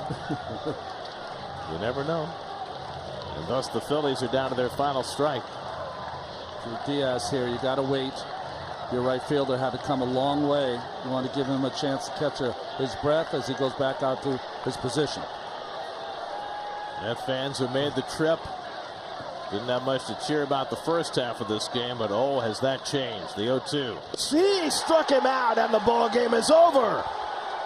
Edwin Diaz with a 1-2-3 ninth, and the Mets with a phenomenal victory. 7 runs in the top of the ninth as they overcome the Phillies 8-7. The kind of win that you can live off for a month. The kind of win that makes players feel like teenagers again. These are the kind of things, Gary, we said it before in St. Louis. They're building blocks for a team that knows now that they can never say die because they've come back from nowhere. They had that incredible 5-run ninth in St. Louis with 2 out, and now they have trumped that with a 7-run ninth inning to come from 6 runs down. The biggest ninth inning comeback for the Mets in 25 years as they defeat the Phillies 8-7. Big hits galore from Lindor and Alonso and McNeil and Canna and Davis and Nimmo, and then Marte to win it as the Mets get a win for the ages. And Diaz ends this game with his patented slider underneath the bat of Hoskins. And I'll say it again because I can't believe it. 7 runs on 8 hits, 29 pitches. Never seen anything like it. 7 runs. Adonis Medina picks up the victory with 2 2/3 brilliant innings of relief as the Mets put together a 9th inning to remember. Let's go down to Steve Gelb. Steve? Gary standing by with Brandon Nimmo, who had the big single to tie the game in that incredible 9th. You know, Brandon, you never are short on smiles, but this one was particularly special coming over. What did we just witness? You can never give up on us. This team doesn't give up. It's hard to put into words what just happened. You just had one guy after another, just putting up good ABs and trying to just pass the baton along. Nobody was trying to do more than they could, and just get the next guy up. And that's been our mentality. And it took a while to break through, but it was pretty incredible fashion in the 9th inning. So 7 runs is something special we'll never forget. At what point in that 9th inning are you starting to think, okay, we might have a chance here, and I might be up in a big spot? Yeah, as soon as Francisco hit the home run, I saw Knebel getting up, and I was like, okay, that's great. Like, that's already a positive that we're getting him up and hopefully into the game. And then as soon as, man, we just started racking off the hits, and I thought, I'm coming up in a big situation here. So I just started to mentally prepare for it, and and the rest was history. You know, it's unbelievable to be a part of this team. They just grind. JD's at bat coming off the bench, unbelievable. So much poise by him, so much confidence. I'm so proud. Proud of all these guys, and it was very special to be a part of. Said it's unbelievable to be a part of this team. What is the identity that you guys are developing, and just how important are nights like tonight, nights like the one in St. Louis, even the no-hitter, just these special, unique moments that are happening early on here? Well, they didn't happen much, you know, in the past that I've been here, and this is, you know, 3 times we've had, you know, extraordinary special moments, and I think they just, you know, they start to mark, you know, special seasons, and so, you know, you put these little things together, and they amount to, you know, little throughout 162, but you put these little things together and they amount to big things in the end. And, you know, us just not giving up and coming back here, I mean, you know, each time we do this, it just gives this team more confidence, and, you know, pointing to the identity that, you know, that we're trying to, you know, create here is just that passing the baton along and never give up and keep grinding. And you never know what can happen if, you know, you just keep grinding and you keep putting up good at-bats and you keep throwing strikes and getting guys out. I mean, our relief pitcher is keeping us in the game. That was huge right there because we only ended up winning by 1 run. So, you know, everybody contributed here, and that's the identity of our team is next guy up, doesn't matter if you're pitching or hitting. They've got a phrase in this organization, simply amazing. An amazing, amazing night. Brandon, thanks so much. Congratulations. Thank you. Thank you. All right, guys, back to you. I thought that was really well put. Big moments make big seasons, and the Mets have certainly had their share of moments early in this season. 2 enormous ninth-inning comebacks on the road in St. Louis, and then again here tonight, a no-hitter along the way. And, boy, I don't think I've ever seen anything quite like that ninth inning the Mets put together tonight. I've never seen it happen as quickly as it happened tonight. We talked about the 29 pitches only in that ninth inning. I think more importantly, you know, the Mets are trying to build this jigsaw puzzle of a championship season, and they really filled in a big piece today. You know, they turned this game around after we celebrated Gracie's birthday. I just like to know that. It's the Bassett House. There's the game summary tonight. All I got to say is 7 runs on 8 hits in the ninth inning. Biggest comeback in the ninth inning for the Mets in 25 years since 1997 when Bernard Gilkey was the hero. This time it was Starling Marte who had the go-ahead hit in that 7-run ninth inning. Mets have beaten the Phillies 5 of 7 this year. They're now 19-9. What a win for this team. Mets win at 8-7. More coming up from Philly in just a moment.